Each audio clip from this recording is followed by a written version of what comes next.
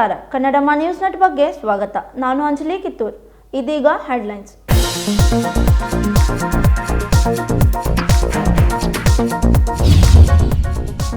ರಾತ್ರಿ ವೇಳೆ ವ್ಯಾಕ್ಸಿನ್ ಡಿಪೋದಲ್ಲಿ ಕಾರ್ಯನಿರ್ವಹಿಸುತ್ತಿರುವುದರಿಂದ ಪರಿಸರ ಪ್ರೇಮಿಯಿಂದ ಅಸಮಾಧಾನ. ವ್ಯಾಕ್ಸಿನ್ ಡಿಪೋದಲ್ಲಿ ಕೆಲಸ ಮಾಡಬಾರದೆಂದು ಕರ್ನಾಟಕ ಹೈಕೋರ್ಟ್ ತಡೆಯಾಜ್ಞೆ. ಕಾರ್ಯಾಚರಣೆ ತರಲಾಗುವುದು ನ್ಯಾಯಾಲಯದ ಗಮನಕ್ಕೆ.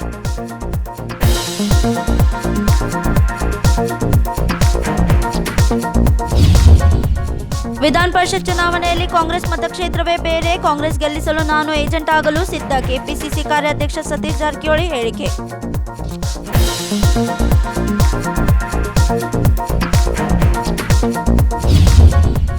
ಆನಂದವಾಡಿ ಪ್ರಕರಣ ಸಂದರ್ಭದಲ್ಲಿ ಮನಸ್ಸಿಗೆ ಬಂದಂತೆ ಮಾಡುತ್ತಿದೆ ವಕ್ಫ್ ಬೋರ್ಡ್. ನ್ಯಾಯಾಲಯದತ್ತ ಮುಖ ಮಾಡಿದ ಆನಂದವಾಡಿ ನಿವಾಸಿಗಳು. ಚಳಿಗಾಲ ಅಧಿವೇಶನದಲ್ಲಿ ಪ್ರಕರಣ ಬಗ್ಗೆ ಪ್ರಸ್ತಾಪ.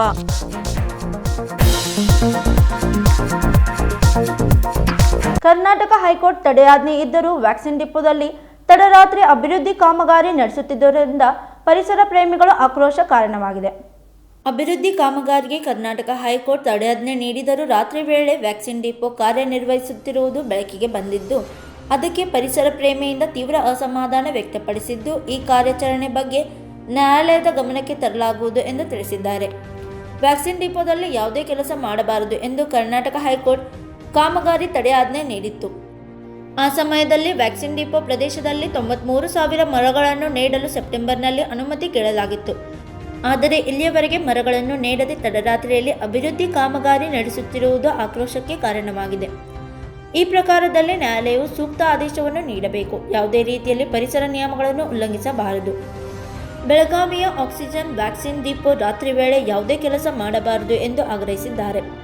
ವ್ಯಾಕ್ಸಿನ್ ಡಿಪೋವು ವಿವಿಧ ಔಷಧೀಯ ಸಸ್ಯಗಳು ಮತ್ತು ಇತರ ಸಸ್ಯಗಳು ಹೊಂದಿದೆ. ಹಾಗಾಗಿ ಟಿಳಕವಾಡಿ ಕ್ಷೇತ್ರಕ್ಕೆ ವೈಭವವೇ ಬೇರೆ ಎನ್ನುತ್ತಾರೆ ನಾಗರಿಕರು. ವ್ಯಾಕ್ಸಿನ್ ಡಿಪೋದಿಂದ ಬೆಳಗಾವಿಗೆ ಸಾಕಷ್ಟು ಆಮ್ಲಜನಕ ಸಿಗುತ್ತಿದೆ. ವ್ಯಾಕ್ಸಿನ್ ಡಿಪೋದಲ್ಲಿ ಮರಗಳನ್ನು ಕಡಿಬಾರದು ಎಂದು ಸ್ಮಾರ್ಟ್ ಸಿಟಿ ಅಧಿಕಾರಿಗಳಿಗೆ ಪದೇ ಪದೇ ಹೇಳಲಾಗುತ್ತಿದೆ. ಆದರೆ ಗಾಜಿನ ಮನೆ ಮತ್ತಿತರ ಅಭಿವೃದ್ಧಿ ಕಾಮಗಾರಿ ನೆಪದಲ್ಲಿ ಮರಗಳನ್ನು ಕಡಿಯಲಾಗಿದೆ. ಈ ಬಗ್ಗೆ ಜಿಲ್ಲಾಧಿಕಾರಿ ಹಾಗೂ ಇತರ ಅಧಿಕಾರಿಗಳಿಗೆ ಹೇಳಿಕೆ ನೀಡಲಾಗಿದೆ. ಆದರೆ ಅದನ್ನು ನಿರ್ಲಕ್ಷಿಸಲಾಗಿದೆ. ಇದನ್ನು ಗಂಭೀರವಾಗಿ ಪರಿಗಣಿಸಿದ ಆಡಳಿತದ ವಿರುದ್ಧ ರಾಜು ಟೋಪಣ್ಣವರ್, ವರುಣ್ ಖರ್ಕಾನಿ ಸೇರಿದಂತೆ 11 ಮಂದಿ ಹೈಕೋರ್ಟ್ನಲ್ಲಿ ಪಿಐಎಲ್ ಸಲ್ಲಿಸಿದ್ದಾರೆ. Mahadev Pawar, Kannadamma news network, Belagavi. ಸ್ಥಳೀಯ ಸಂಘ ಸಂಸ್ಥೆಗಳ ವಿಧಾನ ಪರಿಷತ್ ಚುನಾವಣೆಯಲ್ಲಿ ಗೋಕಾಕ್ ಮತಕ್ಷೇತ್ರವೇ ಬೇರೆ ಇದೆ. ಕಾಂಗ್ರೆಸ್ ಗೆಲ್ಲಿಸಲು ನಾನು ಏಜೆಂಟ್ ಆಗುವಲು ಸಿದ್ಧ ಎಂದು ಕೆಪಿಸಿಸಿ ಕಾರ್ಯಾಧ್ಯಕ್ಷ ಸತೀಶ್ ಜಾರಕಿಹೊಳಿ ಹೇಳಿದ್ದಾರೆ. ಸ್ಥಳೀಯ ಸಂಘ ಸಂಸ್ಥೆಗಳ ವಿಧಾನ ಪರಿಷತ್ ಚುನಾವಣೆಯಲ್ಲಿ ಗೋಕಾಕ್ ಮತಕ್ಷೇತ್ರವೇ ಬೇರೆ ಇದೆ. ಕಾಂಗ್ರೆಸ್ ಗೆಲ್ಲಿಸಲು ನಾನು ಏಜೆಂಟ್ ಆಗಲು ಸಿದ್ಧನಾಗಿದ್ದೇನೆ ಎಂದು ಕೆಪಿಸಿಸಿ ಕಾರ್ಯಾಧ್ಯಕ್ಷ ಸತೀಶ್ ಜಾರಕಿಹೊಳಿ ಹೇಳಿದರು. ಶನಿವಾರ ಮಾಧ್ಯಮದವರೊಂದಿಗೆ ಮಾತನಾಡಿದ ಅವರು, ಗೋಕಾಕ್ ಹಾಗೂ ಅರಬಾವಿಯಲ್ಲಿ ಕಾಂಗ್ರೆಸ್ ಪಕ್ಷದ 30% ಮತಗಳು ಇವೆ. ಗುಜಲ್ನಾಳ್ ಮತಗಟ್ಟೆಯಲ್ಲಿ ಪ್ರತಿ ಬಾರಿ ಮಾಜಿ ಸಚಿವ ರಮೇಶ್ ಜಾರಕಿಹೊಳಿ ಅವರ ಪ್ರಭಾವ ಹೆಚ್ಚಿರುತ್ತದೆ. ನಾನು ಗುಜಲ್ನಾಳ್ ಮತಗಟ್ಟೆಯಲ್ಲಿ ಏಜೆಂಟ್ ಆಗಿ ಕಾರ್ಯನಿರ್ವಹಿಸುತ್ತೇನೆ. ಅಶೋಕ್ ಪೂಜಾರಿ ಮಮದಾಪುರ್ ಮತಗಟ್ಟೆಯಲ್ಲಿ ಹಾಕಲಾಗುವುದು ಎಂದರು. ಇಲ್ಲಿ ಪರಿಸ್ಥಿತಿ ಬೇರೆ ಇದೆ. ಗೋಕಾಕ್ ತಾಲೂಕಿನ ಪರಿಸ್ಥಿತಿ ಬೇರೆ ಇದೆ, ನಿಮಗೆಲ್ಲ ಗೊತ್ತಿದೆ ಅಲ್ಲ. ಸೊ ನಾವು ಗೆಲ್ಲಬೇಕಾಗಿದೆ. ನಾವು ಗೆಲ್ಲಲಿಕ್ಕೆ ಏಜೆಂಟ್ರು ಆಗ್ಲಿಕ್ಕೆ ರೆಡಿ ಮತ್ತು ಏನೋ ಕ್ಲಾರ್ಕು ಆಗ್ಲಿಕ್ಕೆ ರೆಡಿ, ಪ್ಯೂನ್ರು ಆಗ್ಲಿಕ್ಕೆ ರೆಡಿ. ಯಾಕಂದರೆ ಇಲ್ಲಾಂದ್ರೆ ಅವರು ಒಬ್ಬರೇ ಓಟ್ ಹಾಕೊಂಡ್ರೆ ಕಷ್ಟ ಆಗ್ತೈತಿ. ಅದಕ್ಕೆ ತಪ್ಪಿಸಿದ್ರೆ ದೊಡ್ಡ ಸಾಹಸ. ಅದಾದರೆ ನಮಗೂ 30% ಓಟ್ ಬರ್ತಾವೆ ಗೋಕಾಕ್ ತಾಲೂಕಿನಲ್ಲಿ. ಅರಬಾವಿಯಲ್ಲಿ ಕೂಡ 30% ನಮ್ಗೆ ಓಟ್ ಬರ್ತಾವೆ.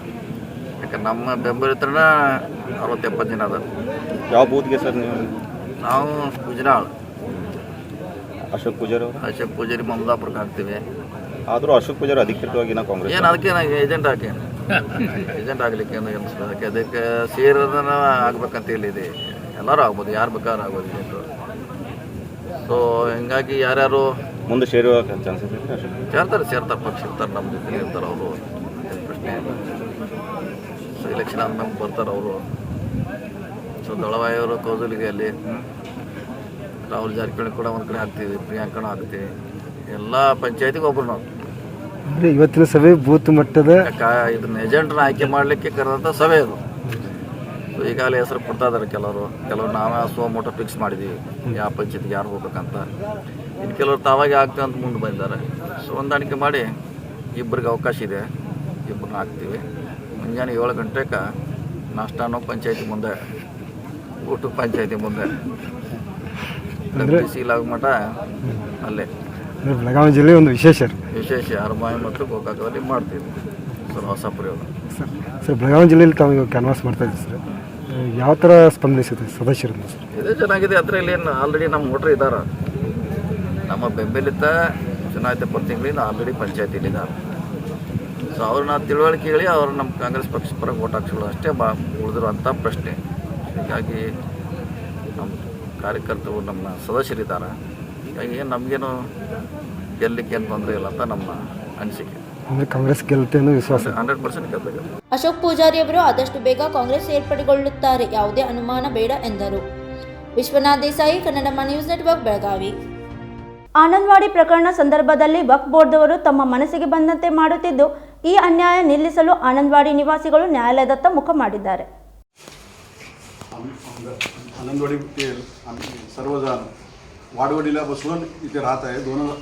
1918पासून इथं जास्तीत लोक आहेत. त्याच्या आधी पण होतेच, कारण आम्हाला माहीत असल्यापासून 1918पासून कोणाकोणाचे शेडेड आहेत सर्व. त्याच्यासाठी आम्ही आतापर्यंत कधी हे वक्त किंवा शेरखानवाले पण हे कोणी आले नाही विचारायला. आणि आता ज्या 2014 नंतर जे विचारायला चालू केले त्यांनी एक साईडला वगैरे सगळं नोटिसेस वगैरे दिलेत. त्याच्यानंतर बाकी 2018पासून ह्या लाईनला सुद्धा नोटीस आलेली आहे. त्याचा रिप्लाय आम्ही पण दिलेला आहे. खरं तिथे वक्फ बोर्ड त्यांचा असल्यामुळे त्यांची मनमानी चालते, त्यामुळे आम्ही त्याच्यावर काही करू नये. त्याच्यासाठी आम्हाला सिव्हिल कोर्टमध्ये जायला पाहिजे. तिथलं निकाल लागल्याशिवाय आम्हाला सिव्हिल कोर्टमध्ये जाता येत नाही. आणि याच्यासाठी आम्ही सर्वत्र प्रयत्न करायला लागलो आहे. आणि याच्या आधी कोण आम्हाला कोणी मदत पण केली नव्हती. तर यावेळेला माननीय आमदार अभय पाटील साहेब यांनी आम्हाला मदत करत आहेत. आणि आता याच्या आधी पण करत आले होते.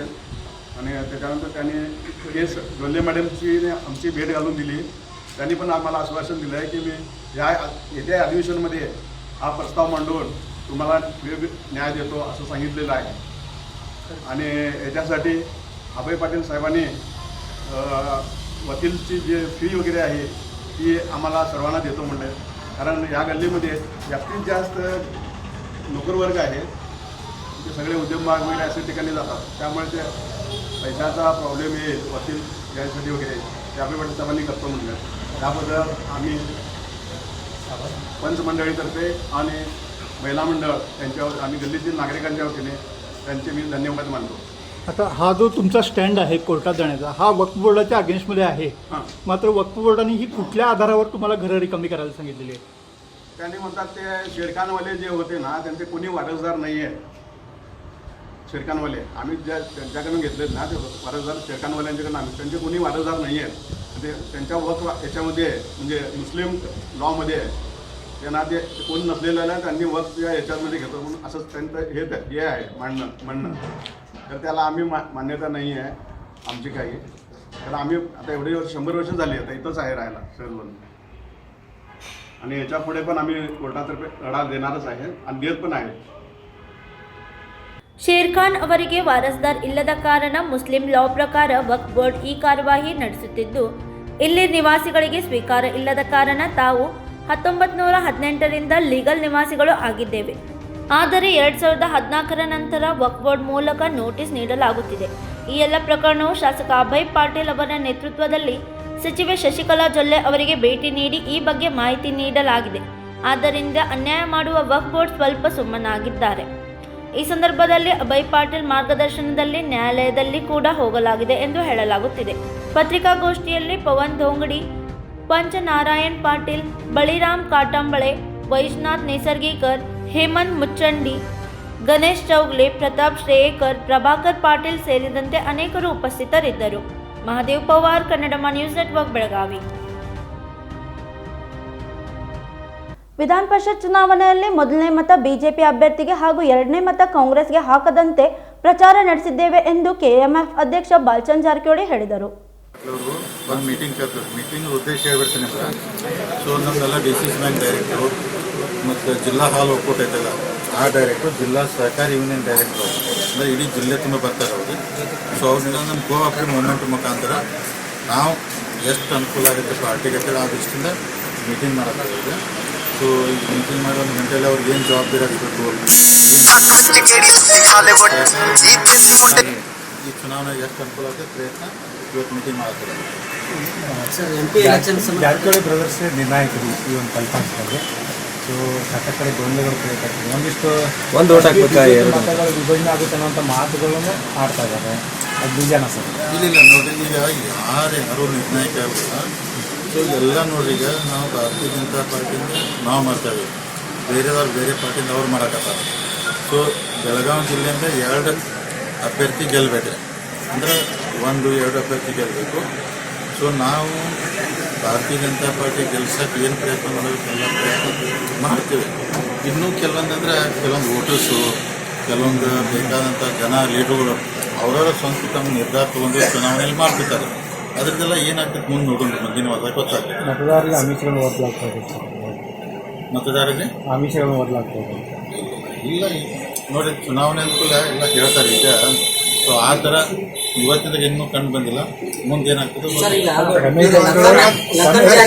ವಿಚಾರಕ್ಕೆ ಸಂಬಂಧಪಟ್ಟಂತೆ ಏನಾದರೂ ಹೈಕಮಾಂಡ್ಗೆ ಏನಾದರೂ ಅಥವಾ ನಾಯಕರಿಗೆ ಏನಾದರೂ ಎರಡನೇ ಅಭ್ಯರ್ಥಿ ಅವ್ರಿಗೆ ಸಪೋರ್ಟ್ ಮಾಡೋಣ ಅನ್ನೋದು ಏನಾದರೂ ಒಂದು ಮೆಸೇಜ್ ಅನ್ನು ಕೊಡುವಂತ ಪ್ರಯತ್ನ ಏನಾದ್ರು ಮಾಡ್ತಾರೆ ಅಂದ್ರೆ ತಮ್ಮ ಮಾಧ್ಯಮದವ್ರು ಒಂದು ವಿಷಯ ಕ್ಲಿಯರ್ ಮಾಡ್ತೀನಿ ಅಂದ್ರೆ ಮಣ್ಣಿದ ಟಿವಿಯಾಗಿ ಬರ್ತಾಯಿತ್ತು. ರಮೇಶ್ ಜಾರಕಿಹೊಳಿ ಲಕ್ಷ್ಮಣ್ ಜಾರಕಿಹೊಳಿ 2ನೇ ಟಿಕೆಟ್ ಒಟ್ಟ ಕೇಳಬೇಕಿಲ್ಲ. ನಾವು ಕೇಳಿದ್ದೀವಿ, ನಾವು ಈರಣ್ಣ ಕಡಾಡಿ, ಮಂಗಲ ಅಂಗಿಯವರು, ಸಂಜಯ್ ಪಾಟೀಲ್ ಸೇರಿ 2ನೇ ಟಿಕೆಟ್ ಅಂತ ನಾವು ಕೇಳಿದ್ದೀವಿ.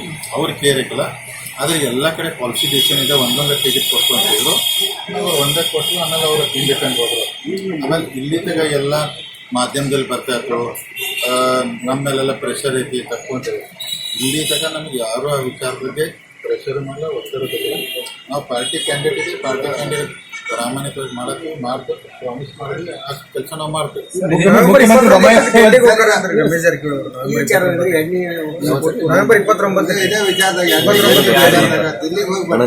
ಮನವೊಲಿಸುವಂತ ಕೆಲಸ ಮಾಡ್ತೀನಿ ಇಲ್ಲಿ ನನಗೆ ಗೊತ್ತಿಲ್ಲ, ನನಗೇನು ಇಬ್ಬರೇ ಅಭ್ಯರ್ಥಿಗಳು ನಿಂತಿದ್ರೆ ಅನ್ಅಪೋಸ್ ಆಗೋ ಚಾನ್ಸ್ ಇತ್ತು ಅಂತ ಹೇಳ್ತಾರೆ ಅವ್ರು ರಮೇಶ್ ಜಾರಕಿಹೊಳಿ. ಅದಕ್ಕೋಸ್ಕರ ಪಕ್ಷೇತರ ನಿಂತಿದ್ದು ಒಂದ್ ರೀತಿ ಒಳ್ಳೇದೇ ಕಾಂಪಿಟೇಷನ್ ಆಗುತ್ತೆ ಅಂತ. ನಿಂತಿದ್ದು ಖುಷಿಯಾಗಿದೆ ಅಂತ ಹೇಳ್ತಾರೆ. ಮತದಾರಿಗೆ ಏನ್ ಹೇಳ್ತಾರೆ ಸರ್? ಬಿಜೆಪಿ ಮತದಾರಿಗೆ ಏನ್ ಹೇಳ್ತಾರೆ ಸರ್? ಕಾಂಗ್ರೆಸ್ ಅಲ್ಲ, ನಾವು BJP ಅಭ್ಯರ್ಥಿನ ಗೆಲ್ಲಿಸ್ಬೇಕಂತೇಳಿ ಮೊನ್ನೆ ಜನ ಎಲ್ಲ ಕೆಲಸ ಪ್ರಾರಂಭ ಮಾಡಿದ್ದೀವಿ, ಇವತ್ತು ಮಾಡ್ತಾ ಇದ್ದೀವಿ. ಸೋಮವಾರದಿಂದ ಇನ್ನೂ ಫುಲ್ ಫ್ಲೆಜ್ ಆಗಿ ಕೆಲಸ ಮಾಡ್ತೀವಿ. BJP ಅಭ್ಯರ್ಥಿನ ಅಂದರೆ ಮೊದಲನೇ ಮತದಿಂದ ಗೆಲ್ಲಿಸ್ಬೇಕಂತ ಎಲ್ಲ ಪ್ರಯತ್ನ ಮಾಡಿ ಆ ಪ್ರಕಾರ ಆಗತ್ತೆ ಅಂತೇಳಿ ನಮ್ದೆಲ್ಲ ಆಸೆ ಇದೆ. ಕುಟುಂಬ ಇನ್ನೊಂದು ಕಡೆ ಪಕ್ಷ ಯಾವ ರೀತಿ ಬ್ಯಾಲೆನ್ಸ್ ಆಗ್ತದೆ? ಈಗ ಪಕ್ಷದ ಅಭ್ಯರ್ಥಿ ಗೆಲ್ಲಿಸಿದ ಕೆಲಸ ನಾವೆಲ್ಲ ಸೇರಿ ಮಾಡ್ತೀವಿ.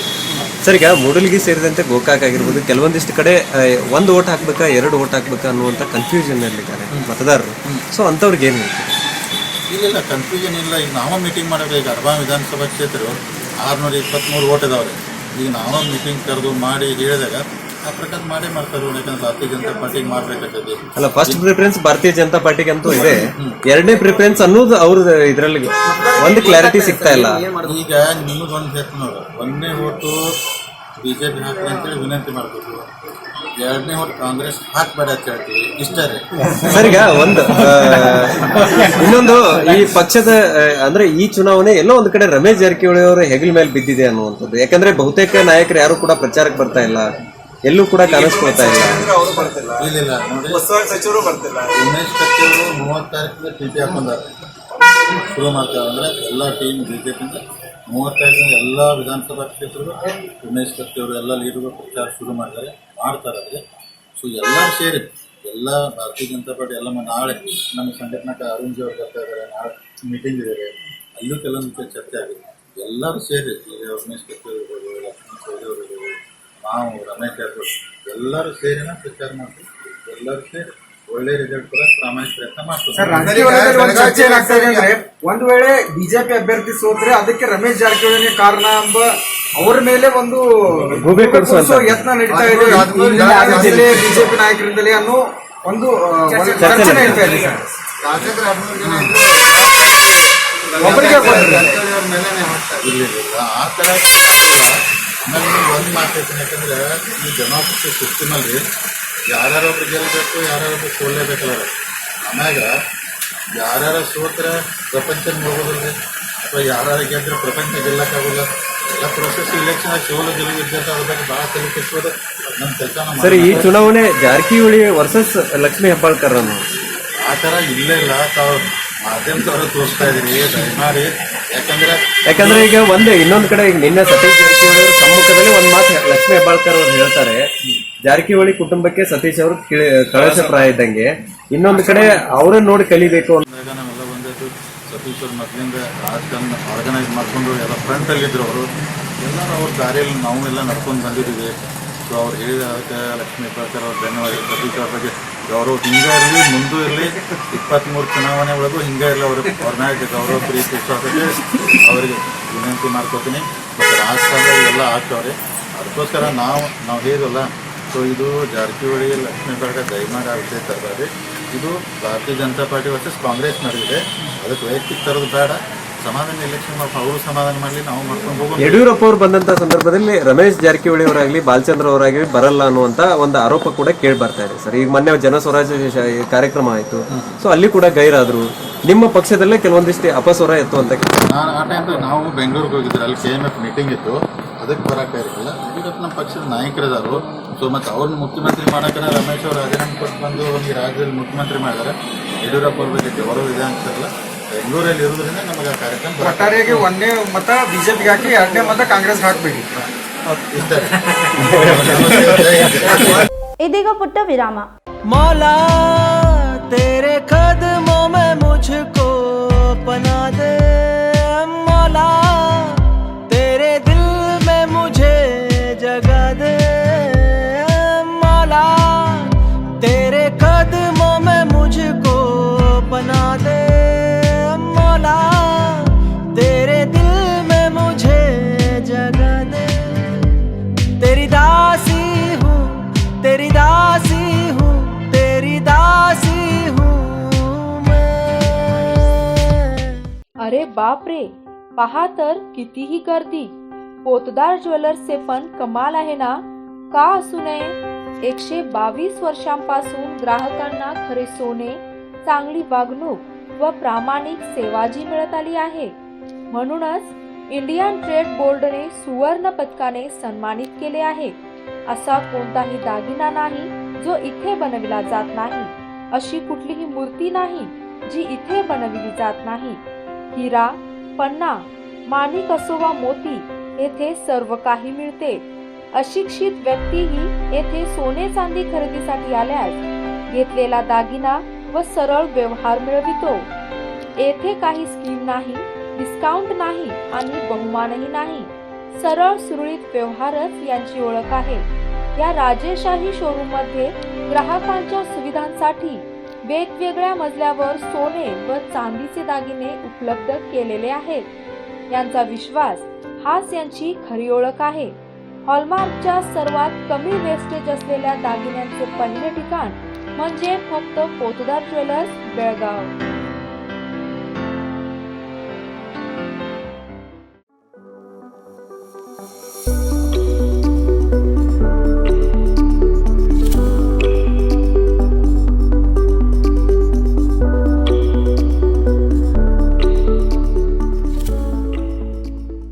ವಿರಾಮದ ನಂತರ ಮತ್ತೆ ಸ್ವಾಗತ. ಹಲ್ಸಿವಾಡಿಯಲ್ಲಿ ಯುವ ಸ್ಪೋರ್ಟ್ಸ್ ಮತ್ತು ಸಾಯಬ್ ಫೌಂಡೇಶನ್ ವತಿಯಿಂದ ಆಯೋಜಿಸಿರುವ ಮಹಾ ಕ್ರಿಕೆಟ್ ಪಂದ್ಯಾವಳಿ ಡಿಸೆಂಬರ್ 5ರಿಂದ ಪ್ರಾರಂಭವಾಗಲಿದ್ದು, ಈ ಸ್ಪರ್ಧೆಯ ಪಾರಿತೋಷಕ ಅನಾವರಣ ಕಾರ್ಯಕ್ರಮ ಶನಿವಾರ ಅತ್ಯಂತ ಸಡಗರದಿಂದ ಜರುಗಿತು. ನಗರ ಪ್ರದೇಶಕ್ಕಿಂತ ಗ್ರಾಮೀಣ ಪ್ರದೇಶಗಳಲ್ಲಿ ಉತ್ತಮ ಕ್ರೀಡಾಪಟುಗಳು ಹೊರಹೊಮ್ಮುತ್ತಿದ್ದಾರೆ. ಅವುಗಳನ್ನು ಉತ್ತೇಜಿಸಲು ಗ್ರಾಮೀಣ ಪ್ರದೇಶದಲ್ಲಿ ಹೆಚ್ಚಿನ ಸ್ಪರ್ಧೆಗಳನ್ನು ಆಯೋಜಿಸುವುದು ಅಗತ್ಯವಾಗಿದೆ ಎಂದು ಮಾಜಿ ಮೇಯರ್ ವಿಜಯ್ ಮೋರೆ ಹೇಳಿದರು. ಹಲ್ಸಿವಾಡಿಯಲ್ಲಿ ಯುವ ಸ್ಪೋರ್ಟ್ಸ್ ಮತ್ತು ಸಾಯಬ್ ಫೌಂಡೇಶನ್ ಆಯೋಜಿಸಿರುವ ಮಹಾಕ್ರೀಡೆ ಪಂದ್ಯಾವಳಿಯು ಡಿಸೆಂಬರ್ 5ರಿಂದ ಪ್ರಾರಂಭವಾಗಲಿದೆ. ಈ ಸ್ಪರ್ಧೆಯ ಪಾರಿತೋಷಕ ಅನಾವರಣ ಕಾರ್ಯಕ್ರಮವು MPM ರಸ್ತೆಯಲ್ಲಿರುವ ಗಜಾನನ್ ರಾವ್ ಭಾತ್ಖಂಡೆ ಶಾಲೆಯ ಸಭಾಂಗಣದಲ್ಲಿ ಶನಿವಾರ ಅತ್ಯಂತ ಸಡಗರದಿಂದ ನಡೆಯಿತು. हलसीगावच्या सर्व ग्रामस्थांचा आणि तिथं पुढाकार घेतलेल्या क्रिकेट टुर्नामेंट भरवण्यासाठी त्या सगळ्यांचं मी हार्दिक अभिनंदन करतो. आताच माझ्या मित्राने क्रिकेटमुळे काय काय घडू शकते, क्रिकेटमुळे मी घडलो. जेव्हा मी क्रिकेट खेळायचं त्यावेळेला एका दिवसामध्ये 3 मॅचेस खेळत होतो मी. एकदा सरदार ग्राउंडवरती बॅटिंग करायचं आणि फिल्डिंगला ह्याच्याकडे जायचा. ह्याच्यामुळे आपली क्रिकेटची नाळ पहिल्यापासून आमची जुळलेली आहे. आणि बेळगाव शहरामध्ये क्रिकेटला फार मोठं प्राधान्य देत असलेले आमचे मित्र मिलिंद भातखंडे ह्या शाळेमधून कित्येक विद्यार्थ्यांना त्यांनी लंडन इथं क्रिकेट टुर्नामेंट खेळण्यासाठी घेऊन गेले. लंडनला जाऊन क्रिकेट खेळायचं म्हणजे फार मोठं काम आहे. खर्च पण तेवढा मोठा आहे. तेवढा सगळा मोठा खर्च मिलिंद भातखंडे आपल्या संस्थेच्या माध्यमातून त्या विद्यार्थ्यांना प्रोत्साहन देण्याचं काम केलेलं, त्याबद्दल त्यांचंही मी हार्दिक अभिनंदन करतो. बेळगाव शहर तर फार मोठं क्रिकेटपट्टू होऊन गेलेलं आहे. स्वर्गीय मुकुंद देशमुखकर यांनी मला वाटतं कोण नाव ऐकलं असेल, भारताच्या टीममध्ये ते सिलेक्शन होणार होते आणि ते रात्री 12 वाजता अशी टीम डिक्लेअर होणार होते आणि रात्री 12 वाजता त्यांच्याऐवजी रॉजर बेन्नी हे सिलेक्ट झाले आणि मुकुंद देशमुखकर पाठी मिळाले. मुकुंद देशमुखकर सगळे डाव्या हाताने ते बॉलिंग करायचे, अचूक गोलंदाजी करण्यामध्ये पुऱ्या भारतामध्ये नंबर 1 मुकुंद देशमुखकर होतं. त्यांच्या म्हणजे ते आम्हाला सोडून गेले आता आणि त्या गोगोट टीममध्ये सुद्धा मी खेळलेला आहे. भरपूर प्लेयर बेळगावमध्ये शिवाजी जाधव असो, असे भरपूर रायकर असो, असे वेगवेगळे म्हणजे क्रिकेटपटू देशामध्ये मिलिंद शिंदे आणि सतीश शिंदे म्हणून 2 क्रिकेटपटू होते. ते खानापूर भागामध्ये असते आणि गोव्यामध्ये सिलेक्शन झालं. चौगुले ट्रॉफी व्हायची गोव्याला आणि त्या गोव्याला चौगुले ट्रॉफीमध्ये अर्ध्याच्या अर्धा खेळाडू आमच्या बेळगाव शहराचे होते. आजही सुभाष कंगराळकर म्हणून आमचे मार्गदर्शक क्रिकेटपटू तानाजी अजूनही त्या चौगुले याच्यामध्ये क्रिकेट कोचिंग घेत आहेत. असे बेळगाव शहराचं फार मोठे क्रिकेटचा इतिहास आहे आणि ग्रामीण भागामध्ये आता मला वाटतं की क्रिकेट बघायचं म्हणजे मुश्किल झालेलं आहे. आम्ही खेळत असताना एका ग्राउंडवरती 10-10, 15-15 टीम असायची. म्हणजे 11 जण क्रिकेट प्लेयर आणि 11 टीम किती प्लेयर झाले बघा. आणि अचूक ते फिल्डर असो किंवा बॅट्समॅन असो आणि बॉलर असो, अचूक फिल्डिंग करायचं, अचूक बॅटिंग करायचं. 11 म्हणजे जवळपास 150 क्रिकेटपटू ग्राउंडवरती असायचे. आता एक टीम बघायला आम्हाला मुश्किल झाली आणि आलची गावामध्ये तुम्ही प्रोत्साहन देण्यासाठी मिलिंद भातखंडे आणि बेळगाव शहरातली आमची भाग्यश्री ताई यांनी सगळे पुढाकार घेऊन देसाई. ಈ ಸಂದರ್ಭದಲ್ಲಿ ಮುಖ್ಯ ಅತಿಥಿಯಾಗಿ ಮಾಜಿ ಮೇಯರ್ ವಿಜಯ್ ಮೋರೆ, ಸಾಮಾಜಿಕ ಕಾರ್ಯಕರ್ತ ಕಪಿಲ್ ಭೋಸ್ಲೆ, ಖಾನಾಪುರ ತಾಲೂಕಾ ಮಹಾರಾಷ್ಟ್ರ ಏಕೀಕರಣ ಯುವ ಸಮಿತಿಯ ಅಧ್ಯಕ್ಷ ಧನಂಜಯ್ ಪಾಟೀಲ್, ಯುವ ಹೋರಾಟಗಾರ ಅಮಿತ್ ದೇಸಾಯಿ, ಮಾಜಿ ಕ್ರಿಕೆಟಿಗ ಡಾಕ್ಟರ್ ಕುಮದಾ ವೇಸ್ನೆ, ಜಗನ್ನಾಥ್ ಚೌಹಾಣ್ ಪಾಟೀಲ್, ಖಾಸ್ಬಾಗ್ ವೃತ್ತದ ವ್ಯಾಪಾರಿ ಬಂಧುಗಳು, ಸಾರ್ವಜನಿಕ ಗಣೇಶೋತ್ಸವ ಮಂಡಳಿ ಉಪಾಧ್ಯಕ್ಷ ಕೃಷ್ಣ ಹಲ್ಗೇಕರ್ ಮೊದಲಾದವರು ಉಪಸ್ಥಿತರಿದ್ದರು. ಶಾಲೆಯ ಅಧ್ಯಕ್ಷ ಮಿಲಿಂದ್ ಭಾತ್ಖಂಡೆ ಪ್ರಾಸ್ತಾವಿಕವಾಗಿ ಮಾತನಾಡಿ, ಆಟಗಾರರನ್ನು ಪ್ರೋತ್ಸಾಹಿಸಲು ಹಲ್ಚಿವಾಡಿಯಲ್ಲಿ ಪ್ರತಿ ವರ್ಷ ಕ್ರಿಕೆಟ್ ಪಂದ್ಯಾವಳಿ ಆಯೋಜಿಸಲಾಗುತ್ತದೆ.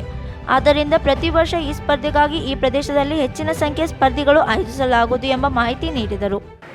स्टार्टिंगला ती जवळजवळ आता 25 वर्ष झाली ती स्वित्झर्लंडमध्ये आहे आणि पहिला जी तिनं सर्व्हिस जी नर्स म्हणून सर्व्हिस केली, जे हँडिकॅपचे आश्रम असतात स्वित्झर्लंडमध्ये, हँडिकॅप म्हणजे लोक असतात, त्या स्वित्झर्लंडच्या आश्रमामध्ये तिनं 5 वर्ष सेवा केलेली आहे नर्स म्हणून. नंतर वृद्धाश्रममध्ये सुद्धा ज्या मुलांचे म्हणजे ज्यांचे वडील वगैरे असतात त्यांचे शांता वृद्धाश्रम बेळगावला आहे, विजय मोरे सर सांभाळतात, तसा तो आश्रम तिथं स्वित्झर्लंडमध्ये काही आश्रम आहे, त्या आश्रममध्ये त्यांनी सुद्धा नर्सची 5 वर्ष त्यांनी सेवा केलेली आहे आणि सध्या एका हॉस्पिटलमध्ये 4 वर्ष त्यांनी सेवा करत आहे. आणि कोरोना काळात त्यांनी फार मोठी कामगिरी केलेली आहे. मला वाटते प्रत्येक मीडियामध्ये यांची न्यूज आली होती की कोविडमध्ये त्यांनी बरंचसं 2-3 वर्ष चांगलं कार्य केलेलं आहे. ती जेव्हा हे काम करत होती कोविडच्या वेळी मला कॉल करायची, व्हिडिओ कॉल वगैरे दाखवायची मला, असं जे की बाबा मी इथं काम करते बघ म्हणून सांगायची मला ती. तर तिचं ते खरोखर एक मोठं कार्य तिचं खरोखर म्हणजे आपल्याला एक माझी मैत्रीण म्हणून, एक कॉलेज मैत्रीण म्हणून मला खरोखर मला भाग्य मिळालं की अशी मला मैत्रिणी शाळेत कॉलेजमध्ये मिळाली. तर खरोखर तिचं कौतुकास्पद वातावरण हे आहे आणि तिला खरोखर पुढील आयुष्याला तुला भरपूर शुभेच्छा, बेळगावतर्फे शुभेच्छा आणि असंच तुझं चांगलं सेवा कर. आणि कमी काम पाहिजे माझं कर्तव्य आहे ना, माझं काम आहे म्हणून मी काम करते. त्यामुळे तसं काय वाटत नाही की बाबा मी मोठं काम करायचं का वाटत नाही. माझं कर्तव्य आहे म्हणून मी करत राहते. माझ्यासाठी व्यायाम होत होतो, त्याच्यासाठी मी क्रिकेट खेळायला फिट राहते. ते काम केल्यामुळे त्यामुळे त्यांना काय वाटत नाही. आणि हा ऐकून येतो वरती असं वाटतं, मला वाटतंय की किती वा. शुभेच्छा तुला. धन्यवाद. ವಿಜೇತರು, ರನ್ನರ್ಸ್ ಆಫ್, ಸರಣಿ ವಿಜೇತರು, ಉತ್ತಮ ಬ್ಯಾಟ್ಸ್ಮನ್ಗಳು, ಬೌಲರ್ಗಳು, ಪಂದ್ಯ ವಿಜೇತರು ಪಾರಿತೋಷಕ ಗಣ್ಯರ ಕೈಯಲ್ಲಿ ಅನಾವರಣಗೊಳಿಸಲಾಯಿತು. ಡಿಸೆಂಬರ್ 5ರಿಂದ ಹಲ್ಸಿವಾಡಿಯಲ್ಲಿ ಸ್ಪರ್ಧೆ ಆರಂಭವಾಗಲಿದ್ದು ಜಿಲ್ಲೆ ಗ್ರಾಮೀಣ ಪ್ರದೇಶಕ್ಕೆ ಸೀಮಿತವಾಗಿದೆ. ಪಂದ್ಯಾವಳಿಯಲ್ಲಿ ವಿಜೇತ ತಂಡಕ್ಕೆ 41,000 ಮತ್ತು ಆಕರ್ಷಕ ಟ್ರೋಫಿಗಳು, ರನ್ನರ್ಸ್ ಆಫ್ ತಂಡಕ್ಕೆ 25,000 ಮತ್ತು ಆಕರ್ಷಕ ಟ್ರೋಫಿಗಳು ಮತ್ತು ಇತರ ಬಹುಮಾನಗಳನ್ನು ನೀಡಲಾಗುತ್ತದೆ. Mahadev Pawar, Kannadamma news network, Belagavi. ಮಳೆಯಿಂದ ರೈತರು ಅಪಾರ ಸಂಕಷ್ಟ ಅನುಭವಿಸುತ್ತಿದ್ದು, ರೈತರಿಗೆ ಪ್ರತಿ ಎಕರೆ 50,000 ರೂಪಾಯಿ ಪರಿಹಾರ ನೀಡಬೇಕೆಂದು ತಾಲೂಕು ಸಮಿತಿ ಮುಖಂಡರು ಜಿಲ್ಲಾಧಿಕಾರಿಗೆ ಆಗ್ರಹಿಸಿದರು. ಮಳೆಯಿಂದ ರೈತರು ಅಪಾರ ನಷ್ಟ ಅನುಭವಿಸುತ್ತಿದ್ದು, ರೈತರಿಗೆ ಪ್ರತಿ ಎಕರೆಗೆ 50,000 ಪರಿಹಾರ ನೀಡಬೇಕೆಂದು ತಾಲೂಕು ಸಮಿತಿಯ ಮುಖಂಡರು ಜಿಲ್ಲಾಧಿಕಾರಿ ಆರ್ ವೆಂಕಟೇಶ್ ಕುಮಾರ್ ಹತ್ತಿರ ಆಗ್ರಹಿಸಿ ಮನವಿ ಸಲ್ಲಿಸಿದರು. ಸರ್ವೆ करके पर guntha 68 rupees they are saying they will get. I don't know how they had calculated that compensation, because on an average if we calculate of Karnataka, more than 15 quintals paddy they will get, and according to MSP of your government 1800 rupees you are purchasing. So at least they should calculate that minimum yield what they are getting and what is the rate MSP government is purchasing. So it comes to nearly 30,000 rupees. But calculating all expenses, we are demanding that 50,000 rupees per acre should get the farmers as a compensation. And as this, if we give on 68 rupees, that will be joke for the farmers. आप जो farmers के लिए कर रहे हैं वो सचमुच उनको मिलना चाहिए. जितना नुकसान हुआ है उतना मिलना चाहिए. अभी देखिए साहब, ये पैडी इकट्ठा करके रखा है, लेकिन इसके आजू बाजू कंप्लीट है, वाटर है. ये देखो, ये लेडी कलेक्शन कर रही है, लेकिन ये सब पैडी वाटर की वजह से सब खराब हो गया है. ये तो कट नहीं किया, लेकिन उधर ही जर्मिनेट हो गया. ऐसे सिचुएशन में farmer will loot heavy loss. See, they are trying, but they will not get anything. So we had enclosed the photo also that will come to the know the position. You see, this is after harvesting paddy, they used to go for harbara, watana, masoor. They had gone for that, but it has, because of this rain, it has completely damaged. So our demand, at least by thinking all this situation, farmer should get 50,000 per acre. If you give 68 rupees per gunta, no one farmer will take it, because according to your calculation, that will be calculated to 2,720 rupees per acre. So please, it will not be. I think that there is some misunderstanding. These norms are fixed by central government under NDRF, National Disaster Relief Fund, NDRF. There are some certain guidelines. For every crop, per acre, per hectare, this much is the amount to be paid. But what you are asking, 30,000, 60,000, no crop is having 30,000, 60,000. No, I am saying that is not. But what is your demand? I will bring into the notice of the government immediately. I will tell them that this is the way, what is the fact which is mentioned there. What you are saying is that the yield. You go as per the yield. So in 1 acre, how much yield you will get? Then what you will... ಆದರೆ ಅವರು ಮೊದಲು ನೀವು corona ನಿಯಮಗಳನ್ನು ಅನುಸರಿಸಬೇಕು, ಇಷ್ಟು ಸಂಖ್ಯೆಯಲ್ಲಿ ಸೇರಬೇಡಿ, ಒಳಗೆ ಬರಬೇಡಿ ಎಂದರು. ಕೊರೋನಾ ಸೋಂಕು ಕಡಿಮೆಯಾದರೂ ಎಚ್ಚರಿಕೆ ವಹಿಸಬೇಕು. ಆದರೆ ತಾಲೂಕು ಸಮಿತಿಯಲ್ಲಿ ಒಕ್ಕಲೆಬ್ಬಿಸಿದ್ದರಿಂದ ಕಾರ್ಯಕರ್ತರ ಸಂಖ್ಯೆ ಹೆಚ್ಚಿದೆ. ಇದು ತುಂಬಾ ನೋವು ಉಂಟು ಮಾಡಿದೆ. ಇನ್ನೊಂದೆಡೆ ವಿಧಾನ ಪರಿಷತ್ ಚುನಾವಣೆಗೆ ರಾಷ್ಟ್ರೀಯ ಪಕ್ಷ 106 ಕಾರ್ಯಕರ್ತರನ್ನು ಹೊಂದಿ ಸಭೆಗಳಿಗೆ ಹಾಜರಾಗುವುದು, ಅರ್ಜಿ ಸಲ್ಲಿಸಲು ಶಕ್ತಿ ದೊಡ್ಡ ಪ್ರದರ್ಶನ ನಿರ್ವಹಿಸಿದ್ದರು. ಅವರ ವಿರುದ್ಧ ಯಾವುದೇ ಕ್ರಮ ಕೈಗೊಂಡಿಲ್ಲ ಎಂಬುದನ್ನು ಗಮನಿಸಿದ್ದಾರೆ. ಹಾಗಾಗಿ ಆಡಳಿತದಲ್ಲಿ ಇಂಥ ದ್ವಂದ್ವ ನೀತಿಯಿಂದ ಅತೃಪ್ತ ವ್ಯಕ್ತವಾಗುತ್ತಿದೆ. Mahadev Pawar, Kannadamma news network, Belagavi. ಬೆಳಗಾವಿ ಜಿಲ್ಲೆಯ ಯಮಕನ್ಮಡಿ ಕ್ಷೇತ್ರದ ಗ್ರಾಮಗಳಲ್ಲಿ ಬಿಜೆಪಿ ಅಭ್ಯರ್ಥಿ ಮಹಂತೇಶ್ ಕವಟಗಿಮಠ್ ಮತಯಾಚನೆ ಮಾಡಿದರು. ಬೆಳಗಾವಿ ಜಿಲ್ಲೆ ಯಮಕನ್ಮಡಿ ಕ್ಷೇತ್ರದ ಗ್ರಾಮಗಳಾದ ಹುದಲಿ, ಪಾಶಾಪುರ್, ಯಲ್ಲಾಪುರ್, ಬಸಾಪುರ್, ಹಗೇದಾಳ್, ಶಿರೂರ್, ಚಿಕ್ಕಲ್ದಿನ್ನಿ ಹಾಗೂ ಹೊಸವಂಟಮೂರಿ ಗ್ರಾಮ ಪಂಚಾಯಿತಿ ವ್ಯಾಪ್ತಿಯಲ್ಲಿ ಬಿಜೆಪಿ ಅಧಿಕೃತ ಅಭ್ಯರ್ಥಿಯಾಗಿರುವ ಮಹಂತೇಶ್ ಕವಟಗಿಮಠ್ ಅವರು ಸದಸ್ಯರಲ್ಲಿ ಮತಯಾಚನೆ ಮಾಡಿದರು. ಈ ಸಂದರ್ಭದಲ್ಲಿ ಮಾತನಾಡಿದ ಅವರು, 2 ಬಾರಿ ನಿಮ್ಮೆಲ್ಲರ ಆಶೀರ್ವಾದದಿಂದ ನಿಮ್ಮ ಸೇವೆ ಮಾಡಲು ಅವಕಾಶ ಮಾಡಿಕೊಟ್ಟಿದ್ದೀರಿ. ಈ ಬಾರಿಯೂ ನನಗೆ ಸೇವೆ ಮಾಡಲು ಅವಕಾಶ ಮಾಡಿಕೊಡಿ ಎಂದರು.